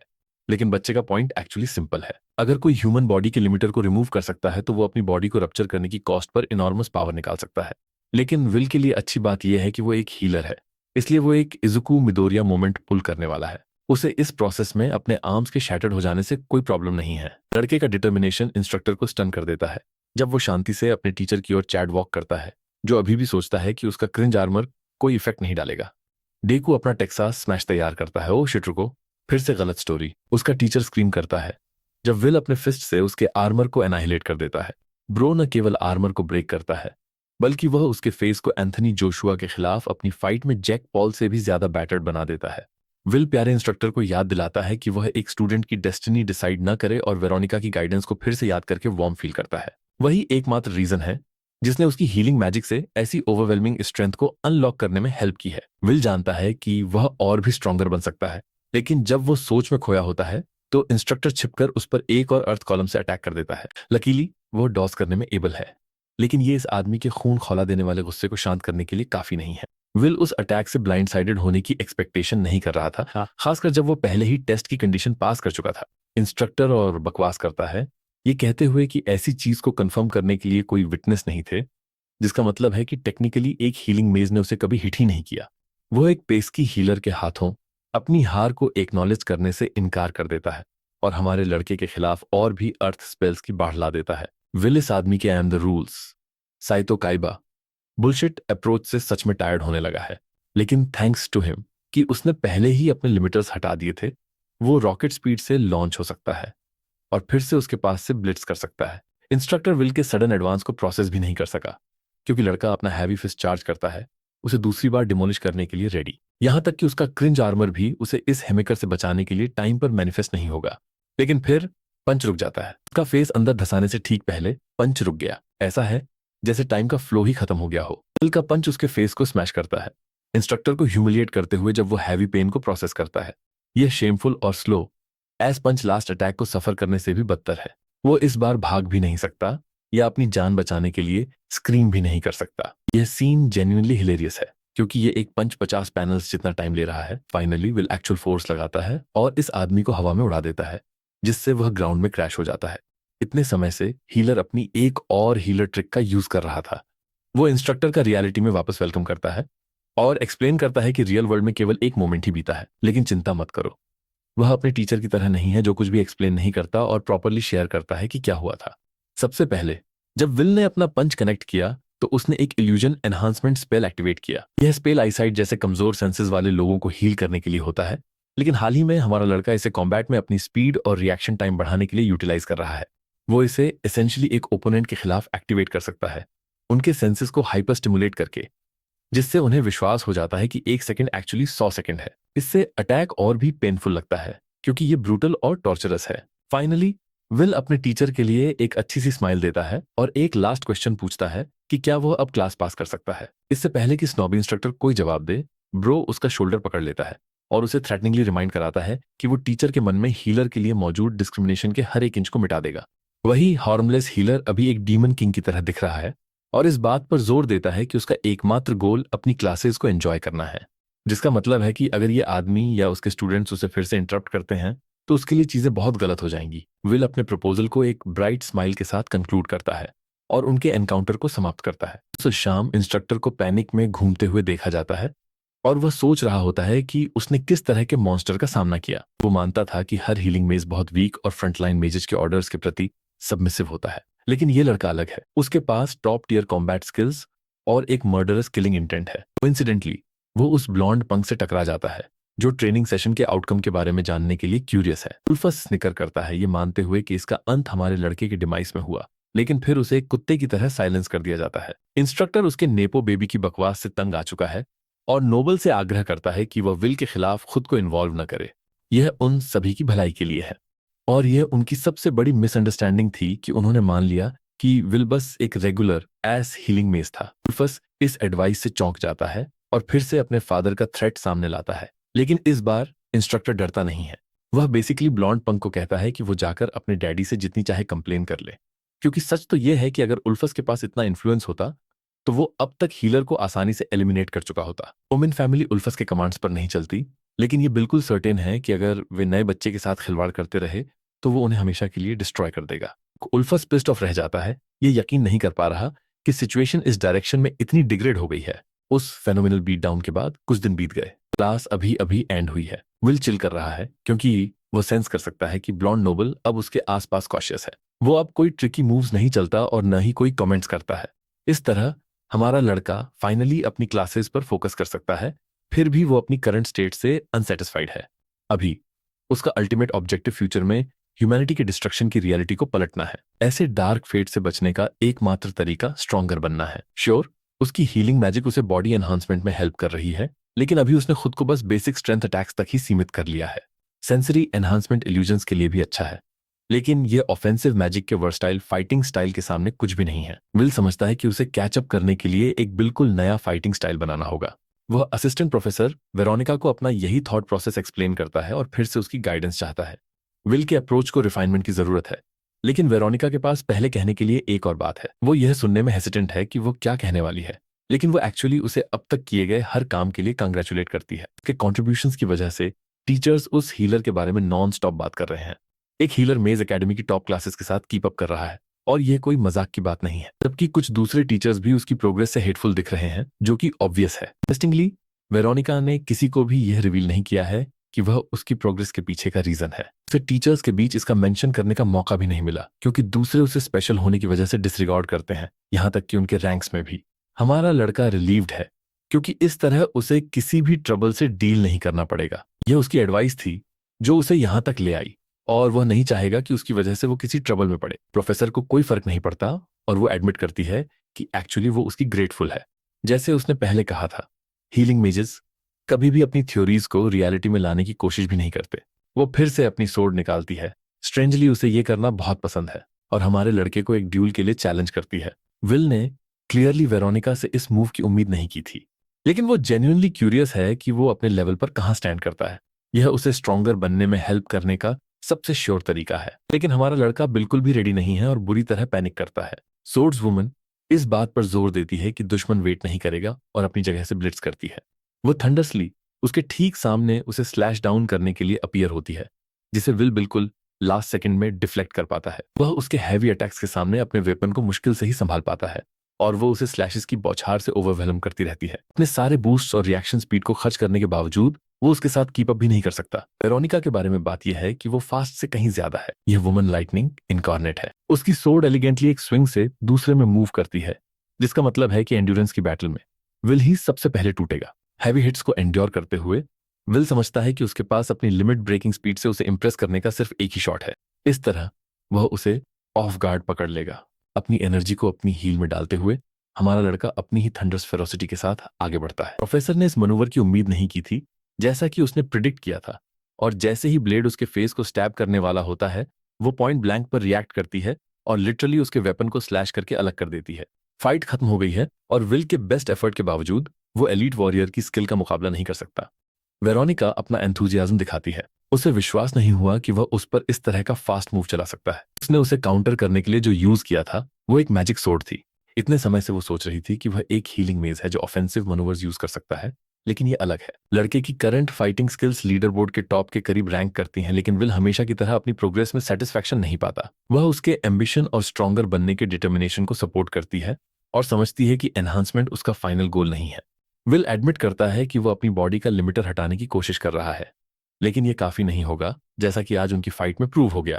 प्रोफेसर एक और एनालॉजी देती है, यह कहते हुए कि एक सोर्ड का पर्पस कैजुअल स्विंगिंग से परे है। ये थ्रस्ट कर सकती है और फेंकी जा सकती है, और हीलिंग मैजिक के भी ऐसे ही एप्लीकेशंस होने चाहिए। अनफॉर्चुनेटली विल सिमिलर आइडियाज पर ब्रेनस्टॉर्मिंग कर रहा है, लेकिन कुछ भी सोच नहीं पा रहा है। गॉर्जियस सोर्ड्स वुमन एक्सप्लेन करती है कि उसकी कमी एक्चुअल कॉम्बैट एक्सपीरियंस है। उसके पास ये फॉर्मुलेट करने का इंट्यूशन नहीं है कि फाइट करने का क्या मतलब है। वेरोनिका के व्यू में एक्सपीरियंस नॉलेज को ट्रम्प करता है जब सही तरीके से अप्लाई किया जाए। यहाँ तक कि उनकी प्रेजेंट बैटल में भी विल ने कुछ छोटा सा नोटिस किया जो उसने यूज किया था। उसकी एडवाइस को समझते हुए विल पूछता है कि क्या उसे प्रोफेसर के खिलाफ और मॉक बैटल्स कंडक्ट करनी चाहिए। वेरोनिका को अप्रोच पसंद आता है, लेकिन वो रिकमेंड करती है कि वो एक मॉन्स्टर सब्जुगेशन ट्रेनिंग मिशन में पार्ट ले। लड़का हैरान है, आखिर में उसे एक life and death combat situation का अप क्लोज एक्सपीरियंस मिलेगा। उसने एक्चुअली श्वार्ट्स, हेलिच और जिलबर्न की 3 एकेडमीज के बीच सेम कंपटीशन में पार्ट लिया था। तीनों एकेडमीज ऑफेंसिव, डिफेंसिव और सोर्ड्समैन स्टाइल्स का दावा करती हैं। उनके स्टूडेंट्स को सब्जुगेशन रिक्वेस्ट को एक्सिक्यूट करना होता है। हेलिच एकेडमी में लड़के ने मिशन में पार्टिसिपेट नहीं किया था, लेकिन इस बार उसके पास नाइटमेरिश मॉन्स्टर्स को खत्म करने और आने वाले डिस्ट्रक्शन के खिलाफ एक्सपीरियंस गेन करने का अवसर है। विल अपने पहले सब्जुगेशन मिशन के लिए अपना रिजोल्यूशन पक्का करता है। वेरोनिका उसे इंटरेस्ट के साथ देखती है और उसे पार्टिसिपेशन कंडीशंस की याद दिलाती है। लड़के को सिलेक्शन एग्जाम में अपनी एबिलिटी प्रूव करनी होगी और फर्स्ट ईयर्स के बीच एक प्रोडिजी की अफवाह चल रही है। विल का नया गोल अपने क्लासमेट्स के खिलाफ सिलेक्शन प्रोसेस में टॉप पोजीशन स्कोर करना है। वो सिलेक्शन एग्जाम की डिटेल्स के बारे में पूछता है। सिंपल क्राइटेरिया ये है कि कैंडिडेट्स एक दूसरे के खिलाफ फाइट करेंगे। आमतौर पर 100 लोग वॉलंटियर करते हैं और अपनी स्किल्स का प्रदर्शन करते हैं, जिसमें से बेस्ट ऑफ द बेस्ट को सेलेक्ट किया जाता है। यहां तक कि हमारा लड़का भी स्कूल के फाइटिंग पर लगातार जोर देने से तंग आने लगा है। हेलिच हीलिंग एकेडमी में कुछ वॉलंटियर्स शामिल होने के लिए खड़े हुए थे, जिसका मतलब था कि कोई भी मिशन में पार्ट ले सकता था। लेकिन ये श्वार्ट्ज एकेडमी में एक अलग फॉर्मेट है, जिसमें एक सिलेक्शन प्रोसेस है। विल हीलिंग एकेडमी की वार्म मेमोरीज को याद करता है और सोचता है कि उसका ओल्ड मास्टर अभी कैसा होगा। वेरोनिका उस प्रोडिजियस स्टूडेंट के बारे में बात करने पर वापस आती है, जिसका एबिलिटी लेवल कुछ इंस्ट्रक्टर्स से भी कहीं ज्यादा है। इसका मतलब है कि विल को वो टॉप स्पॉट आसानी से नहीं मिलेगा, जिससे वो सोचता है कि क्या असिस्टेंट प्रोफेसर इस स्टूडेंट से पर्सनली मिली है। अनफॉर्चुनेटली उसे कभी इस लड़के से मिलने का मौका नहीं मिला, क्योंकि वो टीचर्स को अवॉइड करना पसंद करता है, ये एक्ट करते हुए कि वो उनसे कहीं बेहतर है। वो उससे क्वेश्चन पूछने भी नहीं आता, लेकिन ये इस फैक्ट के अलावा है कि वो इंटिमिडेटिंग है। नीवे वेरोनिका विल से प्रॉमिस करती है कि वो एग्जाम के लिए उसकी ट्रेनिंग में असिस्ट करेगी, जिससे उसका मूड ब्राइटन अप हो जाता है, क्योंकि वही उसके बेहतर होने का एकमात्र चांस है। हम सिलेक्शन एग्जाम के दिन पर आगे बढ़ते हैं। विल एरिना में वॉक करता है ये हाईलाइट करते हुए कि तब से टाइम कितनी जल्दी बीत गया। वह पहले से कहीं ज्यादा कॉन्फिडेंट फील करता है क्योंकि उसने अपनी सारी प्रिपरेशंस फिनिश कर ली हैं। जब वह इधर उधर घूम रहा होता है तो एक जानी पहचानी आवाज उसका नाम पुकारती है। ये मैजिक एकेडमी अलायंस के चेयरमैन अर्नालम है। प्रिंसिपल ये रिपोर्ट करके खुश हैं कि उनकी ग्रैंडडॉटर जब से उसने उसे हील किया है स्टेडी रिकवरी कर रही है। चेयरमैन लड़के की देखभाल न करने के लिए भी अपोलोजाइज करता है, यहां तक कि उसने उसकी ग्रैंडडॉटर की जान बचाने के बाद भी। विल एक्सप्लेन करता है कि हालांकि उसने शुरू में एकेडमी के चैलेंजेस में स्ट्रगल किया, लेकिन अब वो बिना किसी ट्रबल के पूरी तरह से ब्लेंड इन हो गया है। इनफैक्ट वो सिलेक्शन एग्जाम में फर्स्ट प्लेस स्कोर करने के लिए भी डिटरमाइंड है, एक नोबल गोल जो चेयरमैन को इंप्रेस करता है। उनकी कॉन्वर्सेशन को इंटरप्ट करते हुए पार्टी पूपर आता है एक इंस्ट्रक्टर जो विल के शब्दों को एक जोक कहकर स्मैश कर देता है। उसे लगता है कि यह पिप्स का वीक उसकी क्लास को बहुत ज्यादा अंडर एस्टिमेट कर रहा है, और बाय द वे बोडे इस इवेंट के लिए फील्ड ट्रेनिंग सुपरवाइजर भी है। इंटरेस्टिंगली विल इस ड्यूड से अपनी प्रीवियस लाइफ में मिल चुका है। बोडे को वॉयलेट लाइटनिंग कहा जाता था, जो ग्रेट वॉर में अपने इनक्रेडिबल हीरो क्लास रिजल्ट्स के लिए जाना जाता था। अनफॉर्चुनेटली इन दोनों की कभी अच्छी नहीं बनी और अब भी वही हो रहा है। ब्रूडिंग माचो मेज हीलर को ये कहकर इंटिमिडेट करता है कि दुनिया फाइटिंग जीनियसेस से भरी हुई है, ट्रेनिंग उसके कंपैरिजन में बस एक कंकड़ है। वह खुलेआम विल के मुंह पर उसकी बुराई करता है और डिक्लेयर करता है कि एक हीलर के रूप में बच्चे के जीतने का कोई चांस नहीं है। लड़का कोई जवाब नहीं देता, जबकि चेयरमैन रिकमेंड करता है कि वे अपना आर्ग्यूमेंट एग्जाम के दौरान सुलझाएं, उससे पहले नहीं। इंस्ट्रक्टर नैग करता है कि वह बस उस ब्रैट को एजुकेट कर रहा है और हाईलाइट करता है कि इस एग्जाम का रियल विक्टर उसकी क्लास से सीरियस होने वाला है। ये यंग मैन सीधे सीधे जेंशन इम्पैक्ट से कॉपी पेस्ट किया हुआ कैरेक्टर लगता है। सीरियस ब्लू नोट वो प्रोडिजी है जिसे हर कोई हाई एक्सपेक्टेशंस के साथ हेल करता है, और वही आदमी भी है जिससे हमारे लड़के को सिलेक्शन एग्जाम में फर्स्ट प्लेस के लिए कन्फ्रंट करना डेस्टाइंड है। कॉम्पिटिशन फियर्स है और चेयरमैन उन्हें एक दूसरे को घूरते हुए देखकर एक्साइटेड है। टाइम वेस्ट किए बिना कैंडिडेट्स कंटेस्टेंट एरिना में एंटर करते हैं, जो एक एपिक मैच की तलाश में चीयरिंग क्राउड से घिरा हुआ है। विल और एरिका फ्रंट में सेकंड रो में हैं और हीलर उसकी पार्टिसिपेशन देखकर अपना शॉक एक्सप्रेस करता है। अनफॉर्चुनेटली उसे पार्टिसिपेट करना ही होगा, वरना वो एकेडमी में अपने अलाउंस प्रिविलेजेस खो देगी। यहां तक कि उल्फस भी हमारे लड़के को दूर से घूर रहा है, जबकि चेयरमैन ऑफिशियली कैंडिडेट्स को यहां तक पहुंचने के लिए कांग्रेचुलेट करता है और उम्मीद करता है कि बेस्ट मेजेस जीतेंगे। फर्स्ट राउंड एक प्रिलिमिनरी राउंड होने वाला है जो ज्यादातर कैंडिडेट्स को एलिमिनेट कर देगा और प्रॉपर सिलेक्शन के लिए केवल बेस्ट को छोड़ेगा। इसका मतलब है कि वे सभी एक ही समय में एक दूसरे से फाइट करने वाले हैं, 100 स्टूडेंट्स एक दूसरे के खिलाफ। उनकी फाइट के लिए स्पेस बहुत क्रैम्ड है, लेकिन कोई चिंता नहीं, क्योंकि चेयरमैन उन्हें एक पूरी तरह से डिफरेंट डायमेंशन में कास्ट करने के लिए अपने पर्सनल डोमेन एक्सपेंशन का यूज करता है। स्टूडेंट्स ये समझ भी नहीं पा रहे हैं कि उन्हें कहां ट्रांसपोर्ट किया गया है, जबकि वो ओल्ड गीजर स्पेस के किनारे पर खड़ा है और उन्हें डिफरेंट लोकेशंस में डिस्पर्स कर रहा है। विल एकेडमी के ठीक पीछे एक फॉरेस्ट में ट्रांसपोर्ट हो जाता है। सभी स्टूडेंट्स के ट्रांसपोर्ट हो जाने के बाद हेडमास्टर अनाउंस करता है कि उन सभी को रैंडम लोकेशंस पर प्लेस किया गया है। गोल है कि वाइसली कोऑपरेट करें और ओवरवेलमिंग ओपोनेंट्स को अवॉइड करें। सभी स्टार्टिंग पोजीशंस लक बेस्ड हैं। विल यहां चेयरमैन की इनक्रेडिबल टेलीपोर्टेशन स्किल को देखकर हैरान है, क्योंकि इस ओल्ड फार्ट ने उन सभी को एक ही समय में टेलीपोर्ट कर दिया। इस प्रकार फील्ड ट्रेनिंग एग्जाम की शुरुआत होती है। सबसे पहले हमारा लड़का प्रेजेंस कंसीलमेंट स्पेल को एक्टिवेट करने से पहले एक ब्रांच पर छलांग लगाता है। इस तरह वो अपनी प्रेजेंस को मास्क करेगा और स्टेल्थ मोड में चला जाएगा, दूसरे कंटेस्टेंट्स के आसपास सेफ खेलते हुए। जब वो पीछे देखता है तो उसे एक्चुअली 3 स्टूडेंट्स एक दूसरे से लड़ते हुए मिलते हैं। उनमें से एक माइटी अर्थ गोलेम का यूज करता है, जो ऑनेस्टली एक पोकेमॉन जैसा लग सकता है, जबकि इस दूसरी लड़की के पास एक बिग एस फेरी हैमर है। वे दोनों एक दूसरे का सामना करने में इतने बिजी हैं कि वे तीसरे अटैकर के बारे में भूल जाते हैं, एक वुमन जो उन्हें जगह पर फ्रीज कर देती है। विल दूसरे अटैक मेजेस की स्किल्स की रेंज देखकर इंप्रेस्ड है और मानता है कि फर्स्ट प्लेस चाहने के अलावा वो उनसे बहुत कुछ सीख सकता है। उसे वह पसंद आया जो उसने अभी देखा और वो इसे अपने खुद के स्किल सेट में रिवर्क करने का इरादा रखता है। फाइट खत्म हो गई है और last man standing golem dude है। वे यहाँ एक एपिक फाइट जीतने का सेलिब्रेशन कर रहे हैं। मीनवाइल हमारा लड़का आता है और एक साइके बिच मोमेंट पुल करता है। विल उसका हेड पकड़ता है और कॉन्शियसनेस ब्लॉकेड एक्टिवेट करता है, उसे तुरंत नॉकआउट कर देता है। इसे फिर से गोजो के इनफाइनाइट वॉइड के एक मिनी वर्जन की तरह समझो। इस एबिलिटी के साथ विल अपने ओपोनेंट की लाइफ फोर्स को मैनिपुलेट करने और उन्हें ब्लैकआउट करने के लिए फोर्स करने में एबल है, लेकिन यह जरूरी है कि उसकी ग्रिप फर्म हो, वरना मूव ठीक से काम नहीं करेगा। यह एक टेक्निक है जो उसने वेरोनिका से उनके ट्रेनिंग सेशंस के दौरान बोरो की थी। सोच में खोया विल मुश्किल से ही अपनी ओर आते हुए एक अटैक को नोटिस करता है। वह बहुत सारे शॉर्ट डैगर्स को डॉस करता है और तुरंत याद करता है कि ये वही रिटॉर्डेड डमैस है। इस बार बच्चा अपने फ्रेंड्स को भी लाया है। फर्स्ट मानता है कि वो बस इस एग्जाम को पास करने की कोशिश कर रहा है जैसे हर दूसरे स्टूडेंट की तरह, लेकिन यहाँ 3 अगेंस्ट 1 सिचुएशन में उसके पास नंबर्स का एडवांटेज है। उल्फस नाइफ क्रिएशन मैजिक एक्टिवेट करता है।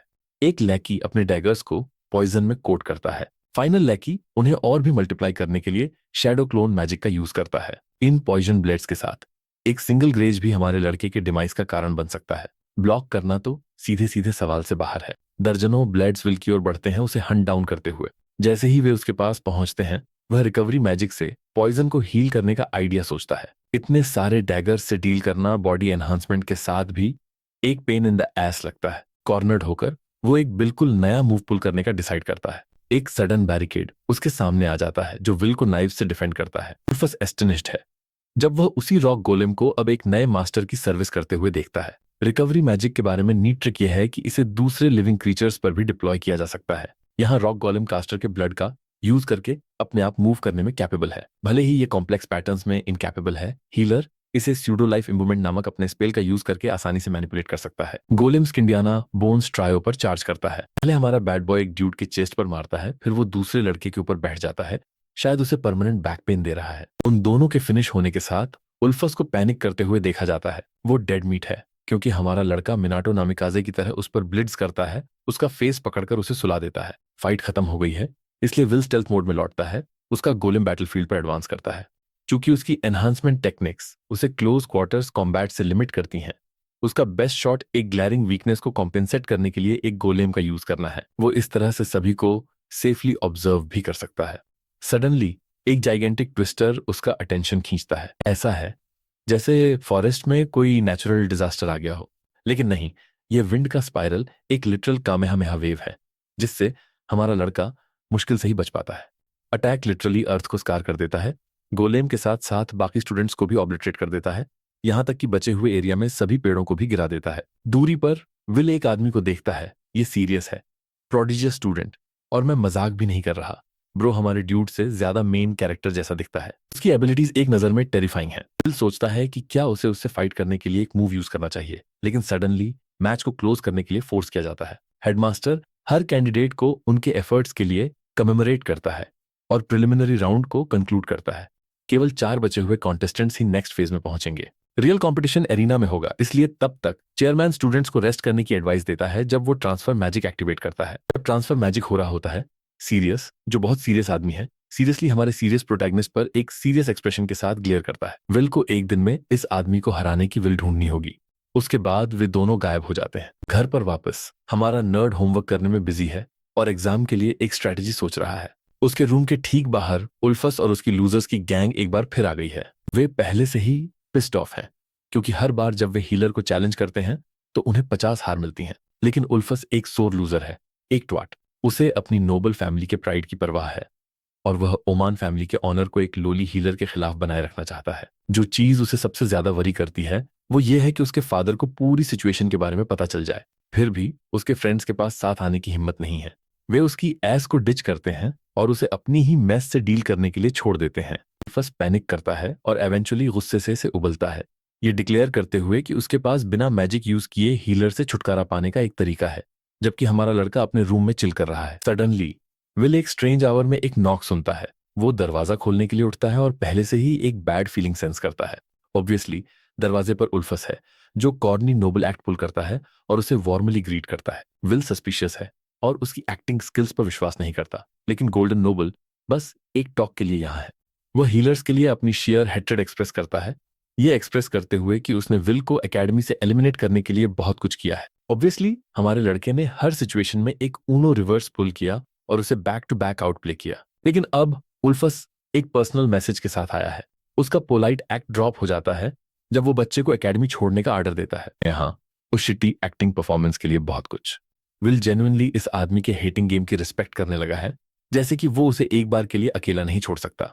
उल्फस खुद को एक नोबल फैमिली का रिस्पेक्टेबल मेंबर बताता है और उसे हीलर्स का आसपास बैठना पसंद नहीं है। यहां तक कि उसका बड़ा भाई भी एक हीलर के रूप में वीक था। लोग उसे मॉक करते थे और वो बस उनके सामने ग्रिन करता रहता था। ऑफेंसिव मेजेस प्राउड होते हैं और रेगुलर हीलर्स पिटिफुली पैथेटिक होते हैं। ये ज्यादातर नोबल फैमिलीज की टीचिंग्स के लिए डार्क रियलिटी है, एक टॉर्चरस सिस्टम। उल्फस विल को टॉक नो जुत्सु की पावर से छोड़ने के लिए इंसिस्ट करता है, लेकिन विल जेन्युइनली ऐसा नहीं होने वाला है कि हाँ ब्रो, थैंक्स, मुझे क्विट करने दो। इसलिए वो उसे रिजेक्ट कर देता है। नोबल उसके लिए प्रिपेयर्ड होकर आता है और इस बात पर जोर देता है कि वो विल की फैमिली के बारे में जानता है। अपने सर्वेंट्स और बाहरी दुनिया में कनेक्शंस की वजह से नोबल ने डिस्कवर किया कि विल की एक सिस्टर है और वे दोनों एक दूसरे के साथ एक लवली बॉन्ड शेयर करते हैं। एक सिंगल ऑर्डर के साथ उसके सर्वेंट्स आसानी से लड़के की सिस्टर को खत्म कर सकते थे अगर वो चाहता। अब सीन और भी इंटेंस हो रहा है। विल का रेगुलर अलूफ डिमीनर ड्रॉप हो जाता है और वो इस आदमी के नेक पर जाने से पहले उसे बिच स्लैप करके ग्राउंड में गिरा देता है। वो पीछे से ऊपर जाता है, उसके आर्म को एक ऐसी पोजीशन में खींचता है जहां वो आसानी से शैटर हो सकता है। विल प्यारे नोबल को याद दिलाता है कि उसने पहले ही अपना मन बना लिया है और उल्फस के एक कुत्ते की तरह वाइन करने के बावजूद उसका आर्म क्रैक हो जाता है, जिससे वह एक विम्परिंग मेस बन जाता है। नोबल अभी भी रिवेंज पर तुला हुआ है, ये कहते हुए कि एकेडमी उसे उसका आर्म तोड़ने के लिए फॉरगिव नहीं करेगी।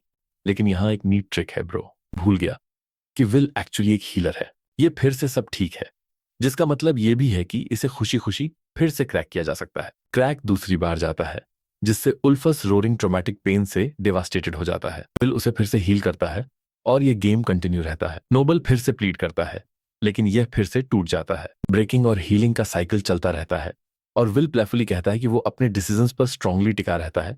उसकी सिस्टर को थ्रेटन करना एक बाउंड्री थी जिसे इस लूजर को कभी क्रॉस नहीं करना चाहिए था। क्रैक, क्रैक और क्रैक, रिलेंटलेस आर्म शैटरिंग, जब तक कि उल्फस की स्पिरिट टॉर्मेंटेड नहीं हो जाती। वो समझता है कि ये बच्चा एक हीलर नहीं बल्कि मॉडर्न सैटन है। जैसे इंस्ट्रक्टर को रियलिटी चेक मिला था, नोबल को पेनफुली क्लियर कर दिया गया है कि वो उसके साथ फिर से फक अराउंड नहीं कर सकता। उस रात विल नोबल को हैप्पी रिकॉर्ड्स के साथ वापस भेजता है, जैसे कि कुछ हुआ ही ना हो। हमारे लड़के को एक ऑन्स भी रिग्रेट फील नहीं होता, यहां तक कि सोने से पहले जॉय भी एक्सपीरियंस करता है। अगले दिन मेन टूर्नामेंट चल रहा है। एरिना में लोग इस मैच का कीन इंटरेस्ट के साथ इंतजार कर रहे हैं। राउंड 1 क्लियर करने वाले 4 लोगों को एक दूसरे का सामना करना है। उनमें से एक एरिका खुद है, कोई जिसने विल की एक्सपेक्टेशंस को आउटशाइन किया। अपेरेंटली उसने बस खुद को फायरवॉल्स में केज कर लिया और हर किसी को उसके पास आने की हिम्मत करने से इंटिमिडेट किया। लॉन्ग स्टोरी शॉर्ट, ये लड़की हिली भी नहीं और डिफॉल्ट से जीत गई, लेकिन कुछ ऑफ फील हो रहा है। विल को नहीं लगता कि ये पूरी स्टोरी है। वह उससे उस पर इजी जाने के लिए कहती है, लेकिन यह आदमी सिंप नहीं है और ऑल आउट जाने का इरादा रखता है। एरिका एक्सप्रेस करती है कि वह उसे हराने के बाद एक बहुत हायर इवैल्यूएशन का एम रखेगी और इस तरह उनका एपिक शोडाउन शुरू होता है। उसका पहला असॉल्ट एक सीयरिंग फायरबॉल के रूप में आता है। विल इस फायर अटैक को हेड ऑन ब्लॉक करके कंटेस्ट करता है। यह एक सिंपल फायर स्पेल है, इसमें कुछ भी स्पेशल नहीं है, यहां तक कि उसकी हीलिंग मैजिक भी बिना किसी ट्रबल के किसी भी इंजरी को आसानी से रिजनरेट कर सकती है। यह सिंपल मूव उसे एरिका को अंडर एस्टिमेट करने पर मजबूर करता है, जब तक कि वह कुछ बहुत बुरा नोटिस नहीं करता। वही स्पेल जो उसे हिट किया था वो सिर्फ एक सिंपल अटैक से ज्यादा है, ये एक ट्रैप है। एरिका अपना सेम असॉल्ट कंटिन्यू रखती है, बैक टू बैक फायरबॉल्स लॉन्च करती है, लेकिन उसकी फ्लेम्स के बारे में कुछ स्पेशल ये है कि वे बिल्कुल भी एक्सटिंग्विश नहीं हो रही हैं। इस वुमन ने इताची से अमातेरासु सीखा और उसका पूरा फ्लो कॉपी कर लिया। उसकी लो फायर पावर के बावजूद ड्यूरेशन अब नॉर्मल है। भले ही वह एक्टिव रिकवरी मेंटेन करे, रिपीटेड डैमेज उसे हर्ट करेगा। यह ऑब्जर्वेशन लास्ट टाइम भी चेकआउट होती है जब उसने बेसिक ऑफेंस मैजिक एग्जाम को चीट करने के लिए उसकी फ्लेम मांगी थी। ये भी दिखाता है कि क्यों कोई भी कंटेस्टेंट उसके फायरवॉल्स का यूज करके उसके पास नहीं आ सका, क्योंकि फ्लेम्स लिटरली बुझती ही नहीं। एरिका की फ्लेम्स उसकी स्टबर्ननेस का एक रिप्रेजेंटेशन है और उसका सडन स्किल एक्सपोजर क्राउड का अटेंशन गेन करता है। टू बी ऑनेस्ट, वे बस उसे सपोर्ट करते हैं क्योंकि वे हमारे लड़के को हारते हुए देखना चाहते हैं। एक एरोगेंस की हवा उस पर हावी हो जाती है, ये रियलाइजेशन कि वो प्रिलिमिनरीज को पास कर सकती है और विल जैसे पावरफुल किसी को भी एलिमिनेट कर सकती है। अपना काउंटर अटैक फॉर्मुलेट करते हुए हमारा लड़का अपनी हीलिंग आउटपुट को डबल करने के बाद कैजुअली फ्लेम्स को किल कर देता है। वह फिर से वही मूव रिपीट करती है, लेकिन इस बार विल रेडी है। यह जानते हुए कि उसकी फ्लेम्स फैन आउट नहीं होंगी, वो इसे इंटेंशनली पकड़ लेता है और इसके बजाय अपने पर्सनल ऑफेंस को बूस्ट करता है। यह बैटल आईक्यू का एक जीनियस यूज है, क्योंकि अब हीलर के पास उसके ऑफेंसिव स्ट्राइक्स में हेल्प करने के लिए फायर फिस्ट्स हैं। एरिका ब्लो अवे होने वाली होती है जब वह सडनली हाथ ऊपर करके मैच फॉरफिट कर देती है। लकीली वह अनस्केथ्ड बाहर आती है और अनाउंसर हमारे लड़के को मैच का विनर डिक्लेयर करता है। अनफॉर्चुनेटली उसके इवैल्यूएशन स्टैट्स मैच के बाद भी ज्यादा नहीं बदलेंगे। वही क्राउड जो पहले एरिका को सपोर्ट कर रहा था अब उसके खिलाफ हो जाता है। उसे एक ऑफेंसिव मेज के लिए एक फ्रॉड कह रहा है, पर गर्ल अपनी पूरी लाइफ एक सपोर्ट रही है और एक्सपेक्टेशंस के वेट के नीचे क्रम्बल हो जाती है। लेकिन उसका डियर फ्रेंड उसे ऊपर उठाता है, ये एम्फेसाइज करते हुए कि वो कितनी अच्छी तरह से लड़ी। वह उसके वुंड्स को भी हील करता है और उसका अफेक्शन गेन करता है। वह स्वीट लिटिल रोमांस डिमोलिश हो जाता है जब प्रोफेसर बोर्डे स्टेज पर आता है और इसे एंड ऑफ द लाइन कहता है। हीलर पर अपनी फिंगर पॉइंट करते हुए वो जेन्युइनली विल को एक फिल्थ का पीस मानता है और वो बहुत पिस्ड है कि एक ऑफेंसिव मेज ने उसके जैसे किसी के खिलाफ क्विट कर दिया। उसके शब्द पुअर एरिका को डरा देते हैं। विल को यह सोचने पर छोड़ देता है कि क्या यह एक इंस्ट्रक्टर से आने वाला एप्रोप्रिएट बिहेवियर है। सुपरवाइजर अपनी पोजीशन को बोस्ट करता है, ये एम्फेसाइज करते हुए कि उसका रोल सच को जैसा है वैसा कहना है, जिसे वह एनकरेजिंग मानता है। लेकिन जैसे ही वह जाता है, वो हमारे लड़के को कंफर्म करता है कि टूर्नामेंट से केवल एक ही सक्सेसफुल कैंडिडेट होगा। वो आदमी जिसकी बात हो रही है हीलर के पास पहुंचता है। ये सीरियस है। वे दोनों एक ब्रीफ इंटरेक्शन शेयर करते हैं। सीरियस बात करते समय उसकी ओर देखने की भी जहमत नहीं उठाता। वह स्ट्रेंथ में एकमात्र बिलीवर है और इंस्ट्रक्टर बोर्डे के वर्ल्ड के व्यू से एग्री करता है। हीलर उससे ओके है, सिवाय इसके कि प्रोडिजी के पास एडमिट करने के लिए एक लास्ट चीज है। वो जेन्युइनली हीलर को स्ट्रांग होने के लिए एक्नॉलेज करता है, लेकिन at the same time serious अपने मैच में उसे हराकर अपनी फिलॉसफी को करेक्ट प्रूव करने का इरादा रखता है।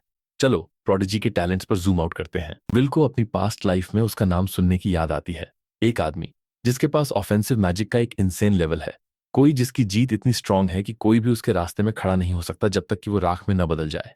सीरियस और विल के बीच फाइनल मैच शुरू होने वाला है। जिस तरह से चीजें दिख रही हैं, हमारा लड़का समझता है कि उसे एकेडमी से एक्नॉलेजमेंट तभी मिलेगा जब वो यहाँ प्रोडिजी को हराएगा, इसलिए उसका गोल जीतना है। फाइनल मैच सीरियस के एक ओवरवेलमिंग ट्विस्टर रिलीज करने के साथ शुरू होता है जहां वो खड़ा है। अटैक बहुत ज्यादा स्पेस लेता है, जिससे विल को कॉशियसली इवेट करने के लिए फोर्स किया जाता है। अपनी लिमिट ब्रेकिंग स्पीड के साथ रिटेलिएट करते हुए विल लाइटनिंग फास्ट स्पीड के साथ प्रोपल करता है और अपनी पूरी ताकत के साथ प्रोडिजी के पास पहुंचता है। लेकिन इससे पहले कि वह डिस्टेंस को कम कर सके, सीरियस एक all out wind attack dispel करता है, उसे दूर रखते हुए। ये हीलर के लिए एक प्रॉब्लम है, वह पास आए बिना सीरियस को एक ब्लो नहीं मार सकता। नेचर की दो फोर्सेस अपना शोडाउन कंटिन्यू रखती हैं।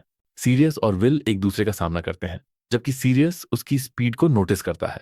वह अटैक करने के लिए अपना हाथ उठाता है और अपने ओपोनेंट पर इंटेंस विंड का एक बर्स्ट फेंकता है। हमारा लड़का रियलाइज करता है कि पहले का टॉर्नेडो इस विंड जैसा कुछ भी नहीं था, जो पूरे एरिया को उड़ाने में कामयाब रही।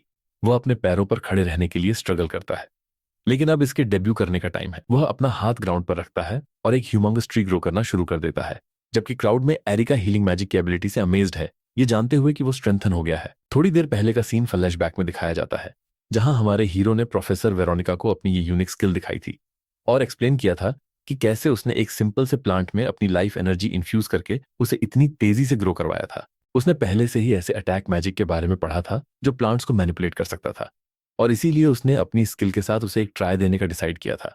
एक्चुअली वो इसी के अकॉर्डिंग अपनी टैक्टिक्स को अडॉप्ट करना चाहता था, लेकिन सडनली उसकी बॉडी गिव अप कर देती है और वो जमीन पर गिरने लगता है। तभी प्रोफेसर वेरोनिका उसे पकड़कर सीधा खड़ा करती है। वह अचानक हुए इस मैना एग्जॉशन से पूरी तरह सरप्राइज था, क्योंकि जो बुक उसने पढ़ी थी उसमें ऐसा कुछ भी मेंशन नहीं था कि ये इतनी मेजर टेक्निक हो सकती है। मगर वेरोनिका तुरंत सिचुएशन को समझ जाती है। वो एक्सप्लेन करती है कि डिस्ट्रॉय करना हील करने से कहीं ज्यादा आसान है, क्योंकि हीलिंग में अटैक मैजिक से कई गुना मैना कंज्यूम होता है और हीलिंग मैजिक का यूज करके अटैक मैजिक को रिप्रोड्यूस करना शायद मैना का सबसे इनएफिशिएंट यूज है। अपनी स्किल के खतरनाक कंसेक्वेंसेस को जानते हुए वो इसे ऐसे मोमेंट्स के लिए बचाकर रखने का प्लान करता है जहां इसे प्रॉपर्ली यूटिलाइज किया जा सके। वापस प्रेजेंट में आते हैं, जहां हमारा हीरो बैटलफील्ड पर अपनी उसी स्किल का यूज करता है। क्योंकि उसका नॉर्मल अटैक मैजिक ज्यादा एफिशिएंट नहीं था, इसलिए वो इस मूव पर रिलाई करने का डिसाइड करता है। जैसे ही वो ट्री पूरी तरह से ग्रो हो पाता है, सीरियस अपने एक विंड ब्लेड अटैक से उसे काट कर नीचे गिरा देता है। ये देखकर हमारा हीरो एकदम शॉक हो जाता है, क्योंकि सीरियस की मैजिक में तो ऐसे टोर्नेडोज थे जो एनिमीज को निगल सकते थे और ऐसे स्टॉर्म्स थे जो एक बड़े एरिया को उड़ा सकते थे। उसके विंड ब्लेड सॉलिड ऑब्जेक्ट्स के लिए बने थे, जबकि उसका टोर्नेडो उसके चारों ओर एक सेंटर बनाकर किसी भी पास आने वाले से डील करता था। विल को अब रियलाइज होता है कि सीरियस को टॉप कैंडिडेट क्यों कहा जाता है, लेकिन वो भी इस मैजिक का यूज करके खुद को स्ट्रांग बनाने का एम रखता है और सीधा सीरियस की डायरेक्शन में छलांग लगा देता है। इंस्टेंटली उसका ओपोनेंट अपने चारों ओर एक टोर्नेडो बना लेता है और उसे ताना मारते हुए कहता है कि वो चाहे कुछ भी कर ले, उस तक नहीं पहुंच सकता। और सच में वह गलत नहीं था। जैसे ही हमारा हीरो उस टोर्नेडो से टकराता है, उसे दूर फेंक दिया जाता है। सीरियस स्माइल करता है, लेकिन सडनली उसे रियलाइज होता है कि कुछ बहुत गलत हो गया है। वो अपने शोल्डर की तरफ देखता है और पाता है कि उसमें एक लकड़ी का टुकड़ा घुसा हुआ है। उसके फेस पर कंफ्यूजन साफ दिखाई देता है और वो एक एक्सप्लेनेशन की डिमांड करता है। विल कॉन्फिडेंटली अपनी टैक्टिक रिवील करता है। उसे पता था कि सीरियस अपने नीचे की जमीन को प्रोटेक्ट नहीं कर सकता, तो अंडरग्राउंड प्लांट ने अपनी रूट्स को हर डायरेक्शन में भेजा और इसी तरह उसके शोल्डर पर यह घाव लगा था। एक तरफ जहां सीरियस दर्द से कराह रहा था, वहीं हमारा प्रोटागोनिस्ट सोचता है कि क्या वो प्रोफेसर बोर्डे को लेकर वरीड है, क्योंकि उन दोनों की पर्सनालिटीज एक दूसरे से वाइल्डली डिफरेंट है। सीरियस क्लैरिफाई करता है कि वो टीचर उसे इसलिए इंस्ट्रक्ट करता है क्योंकि वो स्ट्रांग है, यह जानते हुए कि वह एक वेल नोन फैमिली से है। हमारा हीरो उससे और भी सवाल करता है। फाइनली सीरियस अपनी फैमिली की सच्चाई उगल देता है कि फैमिली में मैजिक एबिलिटी ही सबसे ऊपर मैटर करती है। जो सबसे स्ट्रॉन्गेस्ट पर्सन होता है वही फैमिली का हेड बनता है। जेंडर या एज जैसा कोई भी दूसरा फैक्टर मैटर नहीं करता। इस वजह से फैमिली के अंदर ही दुश्मन बन गए हैं, जो सब पावर के लिए लड़ रहे हैं, और उसके खुद के फादर उसे सिखाने से मना कर देते हैं। सीरियस के लिए अपने टीचर की बात सुनना ही पावर और स्ट्रेंथ गेन करने का एकमात्र तरीका है। फिर वह एक बार फिर अपनी सारी मैजिक एनर्जी गैदर करता है, जिसे देखकर हमारा प्रोटागोनिस्ट और पूरी क्राउड सरप्राइज हो जाती है। उसकी मैजिक पावर से एक ड्रैगन फॉर्म होता है और सीरियस डिक्लेयर करता है कि वे अब इस मामले को सेटल करेंगे। वो ड्रैगन हमारे हीरो पर एम करता है, जिससे उसे रियलाइज होता है कि ये कोई बच्चों का खेल नहीं है। कुछ समय पहले विल सोचता था कि ऑफेंसिव मैजिक वाले मेजेस का काम आसान होता है, जिसने उसे और ज्यादा हार्ड वर्क करने के लिए मोटिवेट किया था। लेकिन वह पूरे टाइम गलत था। उसे समझ आता है कि टैलेंट ही एकमात्र चीज नहीं है जो सुपीरियरिटी तय करती है। लिनेज, टैलेंट और पास्ट जैसी चीजें भी अपना पार्ट प्ले करती हैं। ये सब उसे सीरियस के सामने ये डिक्लेयर करने पर मजबूर करता है कि वो इस फाइट में उसे हराना चाहता है। इस सडन अनाउंसमेंट से सीरियस हैरान रह जाता है। विल अपना हाथ जमीन पर पटकता है, अपने स्पेशल सीड को यूज करने की तैयारी करता है और एक बार फिर से एक ट्री ग्रो करना शुरू कर देता है। इग्द्रासिल नाम का यह प्लांट तेजी से ग्रो होता है, जो दूसरे प्लांट्स के मुकाबले कहीं ज्यादा मैना कंज्यूम करता है। हालांकि इसका प्लस पॉइंट यह है कि जब तक हमारा हीरो इसमें मैना डालता रहेगा, ये ग्रो होता रहेगा। सीरियस एक विंड ब्लेड से अटैक करता है, जो फिर से पेड़ को दो हिस्सों में काट देता है और उसे आसमान में उड़ा देता है। लेकिन जब वो ऊपर देखता है तो जो एक सिंगल ब्रांच उड़ रही थी वह एक मैसिव ट्री में ग्रो हो चुकी थी और वो सीधा उसकी ओर आ रही थी। मीनवाइल विल ये अज्यूम करता है कि क्योंकि सीरियस की मैजिक पहले से ही विंड ड्रैगन को मेंटेन करने में यूज हो रही है, उसके पास खुद को डिफेंड करने के लिए इनफ टाइम नहीं होगा। उसका अजम्पशन सच साबित होता है और वह पेड़ सीरियस के ऊपर क्रैश हो जाता है। जैसे ही वो ऊपर देखता है, वो विल को अपनी ओर नाइफ पॉइंट करके खड़ा हुआ पाता है। सोचते हुए उसे रियलाइज होता है कि वो हार गया है। विल को विनर अनाउंस कर दिया जाता है। क्राउड चीयर करने लगती है, क्योंकि उन्होंने एक्सपेक्ट नहीं किया था कि सीरियस हार जाएगा, और वे प्रोटागोनिस्ट की स्ट्रेंथ के बारे में बात करने लगते हैं। फिर हमारा हीरो सीरियस को वापस अपने पैरों पर खड़ा होने में हेल्प करने के लिए अपना हाथ आगे बढ़ाता है और उसकी स्ट्रेंथ की तारीफ करता है। लेकिन सीरियस की आवाज में हार साफ झलक रही थी। हमारा हीरो उसे रीअश्योर करने की कोशिश करता है और एडमिट करता है कि यह एक अच्छा मैच था। सडनली प्रोफेसर बोर्डे अंदर आते हैं, जो सीरियस से क्लियरली डिसअपॉइंटेड थे। अपनी स्ट्रेंथ से वह पेड़ को लात मारकर हटा देता है और उसे कमर से उठा लेता है। वो उसे दूर ले जाता है, इस बात से फ्यूरियस कि सीरियस ने उसे फेल कर दिया है, और डिक्लेयर करता है कि उसकी ट्रेनिंग स्क्रैच से फिर से स्टार्ट होगी। ये सुनकर पूरी क्राउड साइलेंट हो जाती है, क्योंकि वे जानते थे कि ये सुनने में कितना ज्यादा शॉकिंग है। बोर्डे क्राउड की ओर मुड़ता है और चिल्लाता है कि ये सबके लिए एक लेसन था। इन्फ्यूरिएटेड होकर उसे यकीन नहीं होता कि एक हीलर ने फर्स्ट प्लेस हासिल किया है। विल को रियलाइज होता है कि बोर्डे का टैंट्रम हाथ से निकल रहा है। वो सीरियस को डिफेंड करना शुरू कर देता है, ये कहते हुए कि उसकी स्ट्रेंथ काफी अच्छी थी और हारने का मतलब ये नहीं है कि वो किसी भी तरह से वीक है। जैसे ही वह अपने ओपोनेंट को और डिफेंड करने वाला होता है, बोर्डे गुस्से में उसे चुप करा देता है। फिर बोर्डे हमारे हीरो की ओर चलने लगता है और सीरियस के लिए दिए गए उसके डिफेंसिव स्टेटमेंट्स का मजाक उड़ाता है। वह सीरियस को एक तरफ फेंकता है और हमारे हीरो को स्टूपिड कहता है, ये कहते हुए कि एक मैच में सिर्फ स्ट्रेंथ ही ऑप्टिमल रिजल्ट्स दे सकती है। अपने इमोशंस में बहकर वो डिक्लेयर करता है कि हारने वाला किसी फेंके हुए कचरे से बेहतर नहीं होता। विल ये देखकर डिस्टर्ब हो जाता है कि बोर्डे अपने ही डिसिपल के बारे में इतनी हार्शली बात कर रहा है। वो आर्ग्यू करना शुरू कर देता है कि एक हीलर होने का यह मतलब नहीं कि बोर्डे को जो चाहे कहने का राइट मिल गया है। बोर्डे की आंखें गुस्से से जल उठती हैं जब वह हमारे हीरो को डिमोरलाइज करने की कोशिश करता है, ये कहते हुए कि उसे जल्द ही वीक साइड में फेंक दिया जाएगा, क्योंकि हीलर होने की कोई वैल्यू नहीं है। वो उसके मैना लेवल्स के ड्रास्टिक डिप्लीशन की ओर इशारा करके उसे और ताना मारता है, जो हमारे हीरो को सरप्राइज कर देता है। बोर्डे आगे कहता है कि कमजोर लोग पैरासाइट्स होते हैं जो स्ट्रॉन्गर लोगों की मौत का कारण बनते हैं। डेड वेट कहे जाने पर हमारा हीरो अपने पास्ट के एक फ्लैशबैक में चला जाता है, जहां उसे बोर्डे ने इनफ स्ट्रॉन्ग ना होने के लिए अब्यूज किया था। तब भी उसने खुद को डिफेंड करने की कोशिश की थी, इस बात पर जोर देते हुए कि हीलर्स अपने मैजिक से दूसरों को सपोर्ट करते हैं। चिल्लाते हुए उसने अपना पॉइंट प्रूव करने की कोशिश की थी कि दुनिया को बैलेंस बनाए रखने के लिए हीलर्स की जरूरत है, वरना ह्यूमैनिटी खत्म हो जाएगी। बोर्डे उसे जाने देता है और याद करता है कि कैसे उसका एक डिसिपल एक बार रियर गार्ड को एस्केप करने के लिए टाइम देने के लिए फ्रंट लाइन पर खड़ा था। केवल एस्केप पॉइंट पर वीक मॉन्स्टर्स द्वारा मारा गया। उसका डिसिपल कहीं न जा पाने की वजह से मर गया और बोडे हेल्पलेसली देखता रहा, ये जानते हुए कि वह उसे हील नहीं कर सकता। वो अपनी मुट्ठी भींचता है और चिल्लाता है कि सीरियस को उस जैसे कचरे के लिए नहीं मरना चाहिए। एक प्रैक्टिकल स्टैंड पॉइंट से देखें तो प्रोफेसर पूरी तरह से गलत नहीं है। अगर आप वीक हैं तो अंत में आप मरेंगे ही और लोगों को सरवाइव करने के लिए ट्रेन करना ही होगा। फिर भी एक टाइम आएगा जब मॉन्स्टर्स और ज्यादा वायलेंट हो जाएंगे, और जब ऐसा होगा तो स्ट्रांग लोग सेल्फिश होना अफोर्ड नहीं कर सकते। ऐसे मोमेंट्स के लिए बिना टैलेंट वाले लोगों को भी लड़ना आना चाहिए। प्रेजेंट में लौटते हुए हमारा हीरो प्रोफेसर को एक डुअल के लिए चैलेंज करता है, इस उम्मीद में कि वो उसे एक्नॉलेज करेगा। बोर्डे मजाक उड़ाता है और चैलेंज एक्सेप्ट कर लेता है, कॉन्फिडेंट कि एक हीलर के लिए उसके खिलाफ जीतना नामुमकिन है। यह सुनकर रेफरी पैनिक कर जाता है और पूछता है कि क्या बोर्डे सच में इस चैलेंज को लेकर सीरियस है। बोर्डे प्राउडली रूल्स को अपने हिसाब से मोड़ लेता है। कोई रास्ता न बचने पर रेफरी सीरियस को उठाकर ले जाता है। एक special match will versus board announce किया जाता है और कुछ ही मोमेंट्स बाद मैच बिगिन हो जाता है। बोर्डे अपनी उंगलियां चटकाता है और ब्रैग करता है कि वो दिखाएगा कि हमारा हीरो असल में कितना वीक है। उसके पास जितनी मैना बची थी उसे देखते हुए विल अपने अब तक के सबसे स्ट्रॉन्गेस्ट ओपोनेंट को फेस करने को लेकर वरीड था। वह केयरफुली प्लान करना शुरू कर देता है क्योंकि ये कोई नॉर्मल डुअल नहीं था। जैसे ही वो स्टार्ट करने वाला होता है, बोर्डे चिल्लाता है कि हमारा हीरो कितना स्लो है और अपना अटैक अनलीश कर देता है। मैजिक का स्पार्क इतना तेज था कि पूरा ग्राउंड रोशन हो गया। फिर वह उसे वे 3 रीजन सिखाने के बारे में ब्रैग करता है जिनसे उसकी जीत पक्की है। जैसे ही वो पहला रीजन बताता है, उससे एक हैवी अमाउंट में मैना रेडिएट होती है, एनिमी को दबाने के लिए डिस्टेंस में एडवांटेज। दूसरा रीजन है स्पीड, जो उन्हें एक्शन लेने से रोकती है। और तीसरा रीजन है एक ही ब्लो में उन्हें फिनिश करने की पावर। जैसे ही बोर्डे आगे बोलने वाला होता है, वह मजाक उड़ाता है कि प्रोटागोनिस्ट शायद अब उसे सुन भी नहीं पा रहा होगा।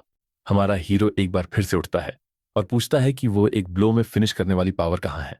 विजिबली इंजर्ड होने के बावजूद हमारा हीरो अभी भी खड़ा था, यह जानते हुए कि प्रोफेसर के पास यूनिक लाइटनिंग मैजिक है। खुद को इलेक्ट्रिकल डैमेज से बचाने के लिए उसे किसी तरह अपनी बॉडी के अंदर डायरेक्ट हिट अवॉइड करना था। उसे पता था कि अगर उसके ब्रेन या हार्ट पर हिट हुआ तो उसकी स्किल्स यूजलेस हो जाएंगी क्योंकि उसकी हीलिंग मैजिक उतनी फास्ट नहीं होगी। इसी स्पेसिफिक रीजन की वजह से उसने एक ब्लड सर्किट बनाया था जो इलेक्ट्रिसिटी को आसानी से कंडक्ट कर सके। उसने अपने हाथ में नाइफ से छेद किया ताकि जब इलेक्ट्रिसिटी ब्लेड पर लगे तो वो उसके आर्म्स और लेग्स से होते हुए ग्राउंड में ट्रांसमिट हो जाए, जिससे उसे मिलने वाला डैमेज कम हो जाए। इतना सब करने के बाद भी इलेक्ट्रिकल अटैक्स को झेलना एक्सट्रीमली डिफिकल्ट था।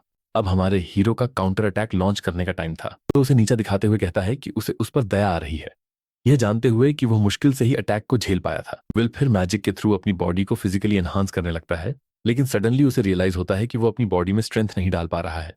बोर्डे रिवील करता है कि उसकी वॉयलेट लाइटनिंग अपने विक्टिम को पैरालाइज कर देती है, जिससे वे मूव नहीं कर पाते।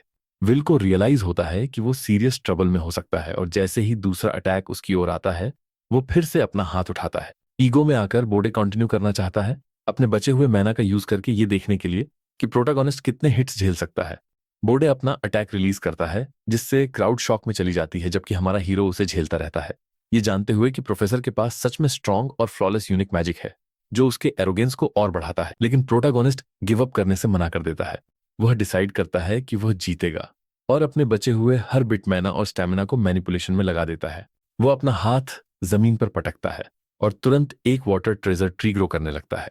इस ट्री में जमीन से भारी मात्रा में पानी एब्जॉर्ब करने और उसे स्टोर करने की एबिलिटी है, इसलिए अगर इसे एक बैरियर के रूप में यूज किया जाए तो इलेक्ट्रिसिटी आसानी से डिस्पर्स हो जाएगी। हालांकि किस्मत के कुछ और ही प्लान्स थे।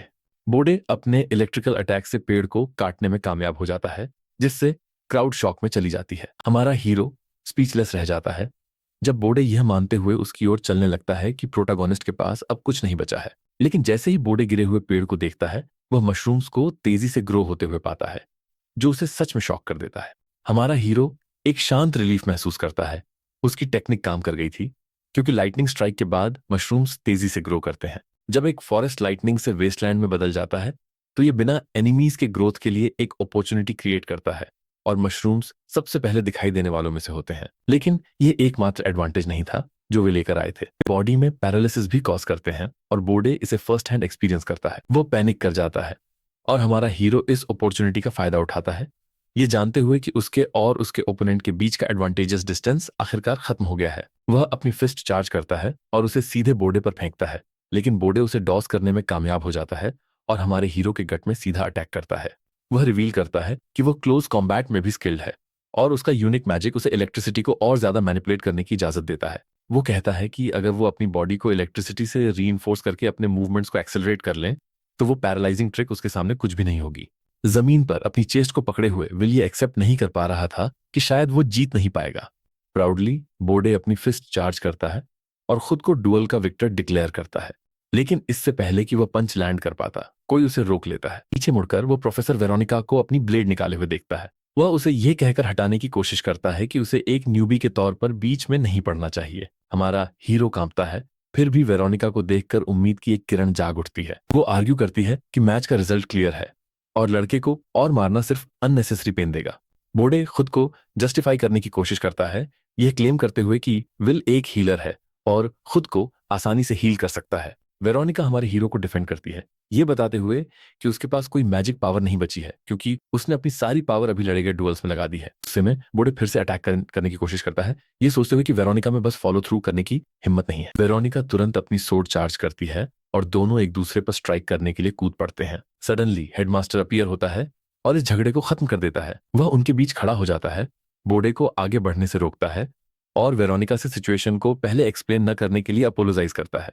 वह सिलेक्शन एग्जाम के एंड की अनाउंसमेंट करता है और सभी को जगह खाली करने का ऑर्डर देता है। जैसे ही स्टूडेंट्स डिस्पर्स होने लगते हैं, हमारा हीरो खुद को हील करने की कोशिश करता है लेकिन फेल हो जाता है क्योंकि उसका मैना पूरी तरह से खत्म हो चुका था। वेरोनिका विल को अपनी बाहों में उठा लेती है और उसे एश्योर करती है कि उसने बहुत अच्छा परफॉर्म किया।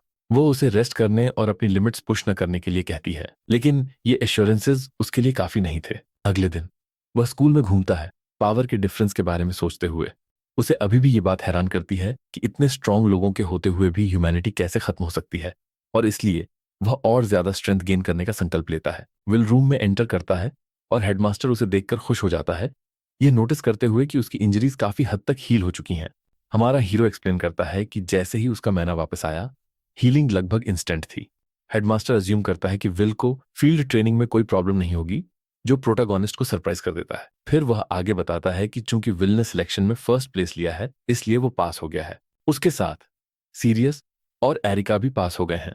विल एक एक्सप्लेनेशन की डिमांड करता है क्योंकि बोर्डे ने पहले कहा था कि सभी फेल हो गए हैं। हेडमास्टर एक्सप्लेन करता है कि ये हर साल होता है ताकि स्टूडेंट्स को ये यकीन दिलाया जा सके कि वे एक क्राइसिस में हैं, जिससे उनकी सीरियसनेस बाहर आती है। हालांकि कुछ अंत में क्लियर हो जाते हैं।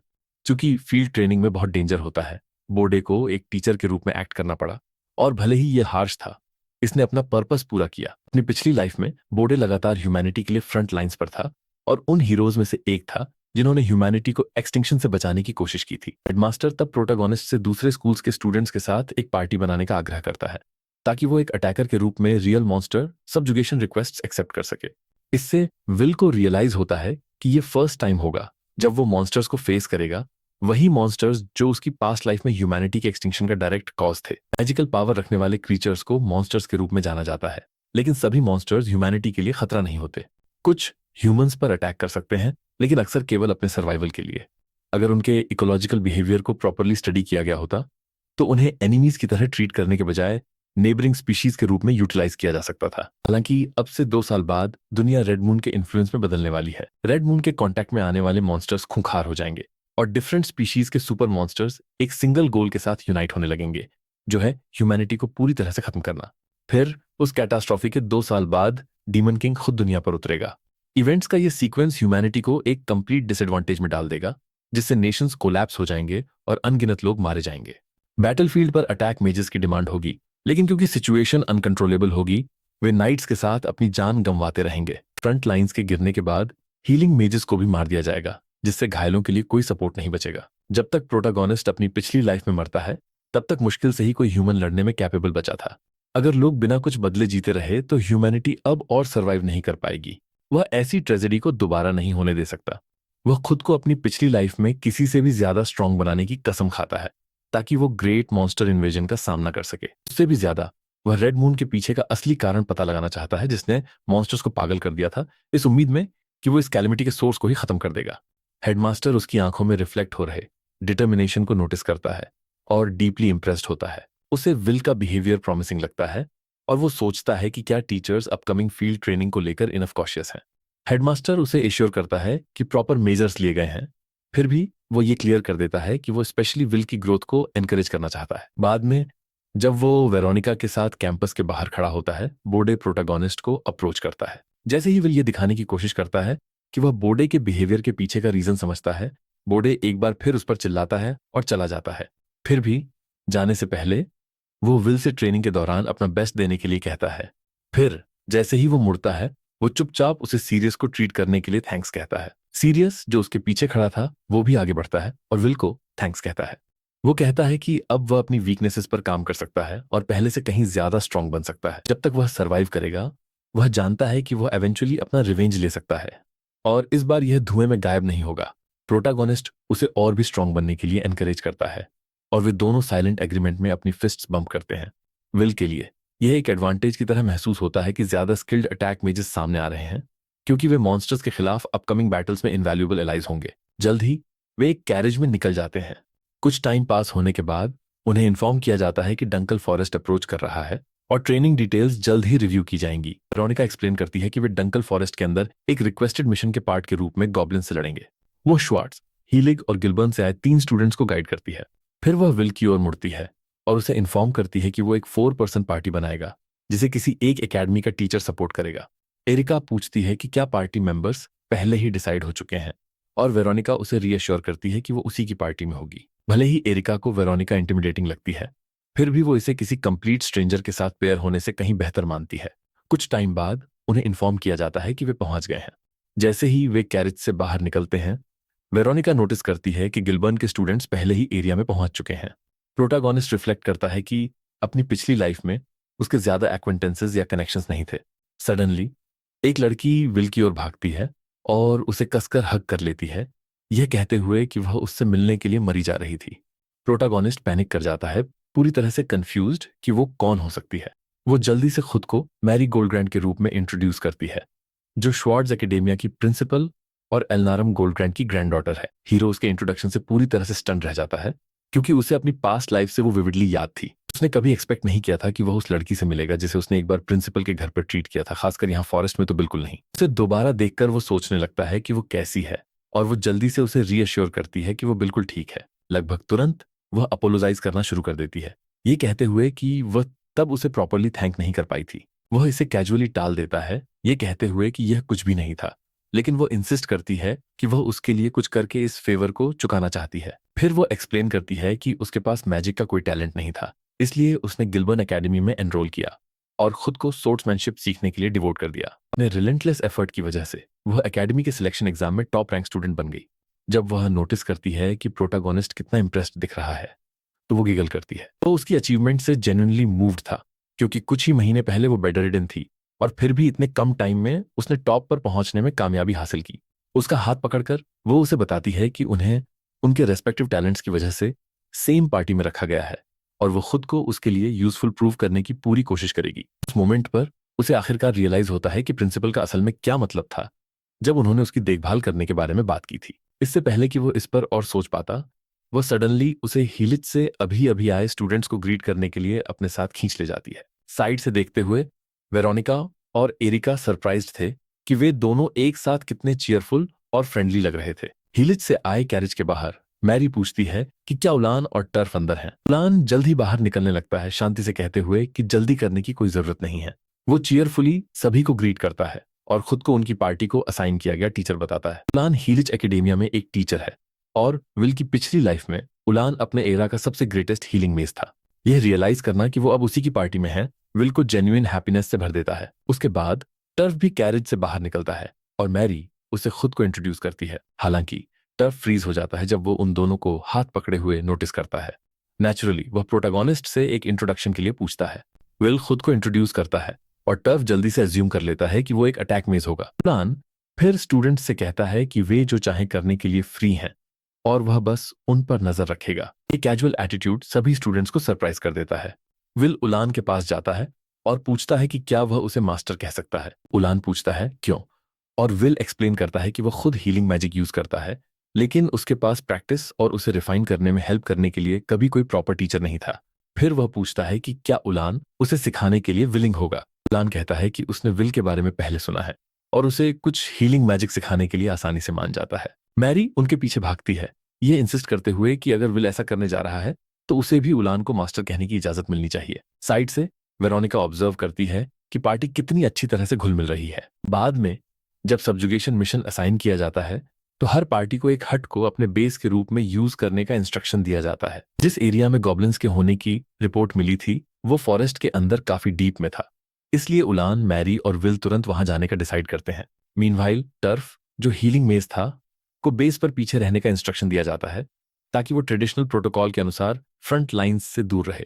जैसे ही वे गॉब्लिन स्पॉनिंग एरिया की ओर चलते हैं, मैरी पूछती है कि क्या विल सच में फ्रंट लाइंस पर केवल एक हीलिंग मेज के रूप में एक्ट करने जा रहा है।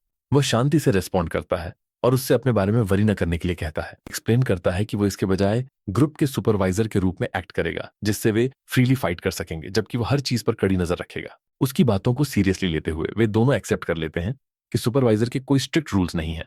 वे तुरंत गॉब्लिन्स का हंट करना शुरू कर देते हैं। एक ही स्विफ्ट मोशन में मैरी एक साथ गॉब्लिन्स के एक बड़े ग्रुप को काट डालती है। प्रोटागोनिस्ट को अपनी आंखों पर मुश्किल से यकीन हो रहा था। उसे याद था कि कुछ ही महीने पहले वह पूरी तरह से बेड रिडन थी।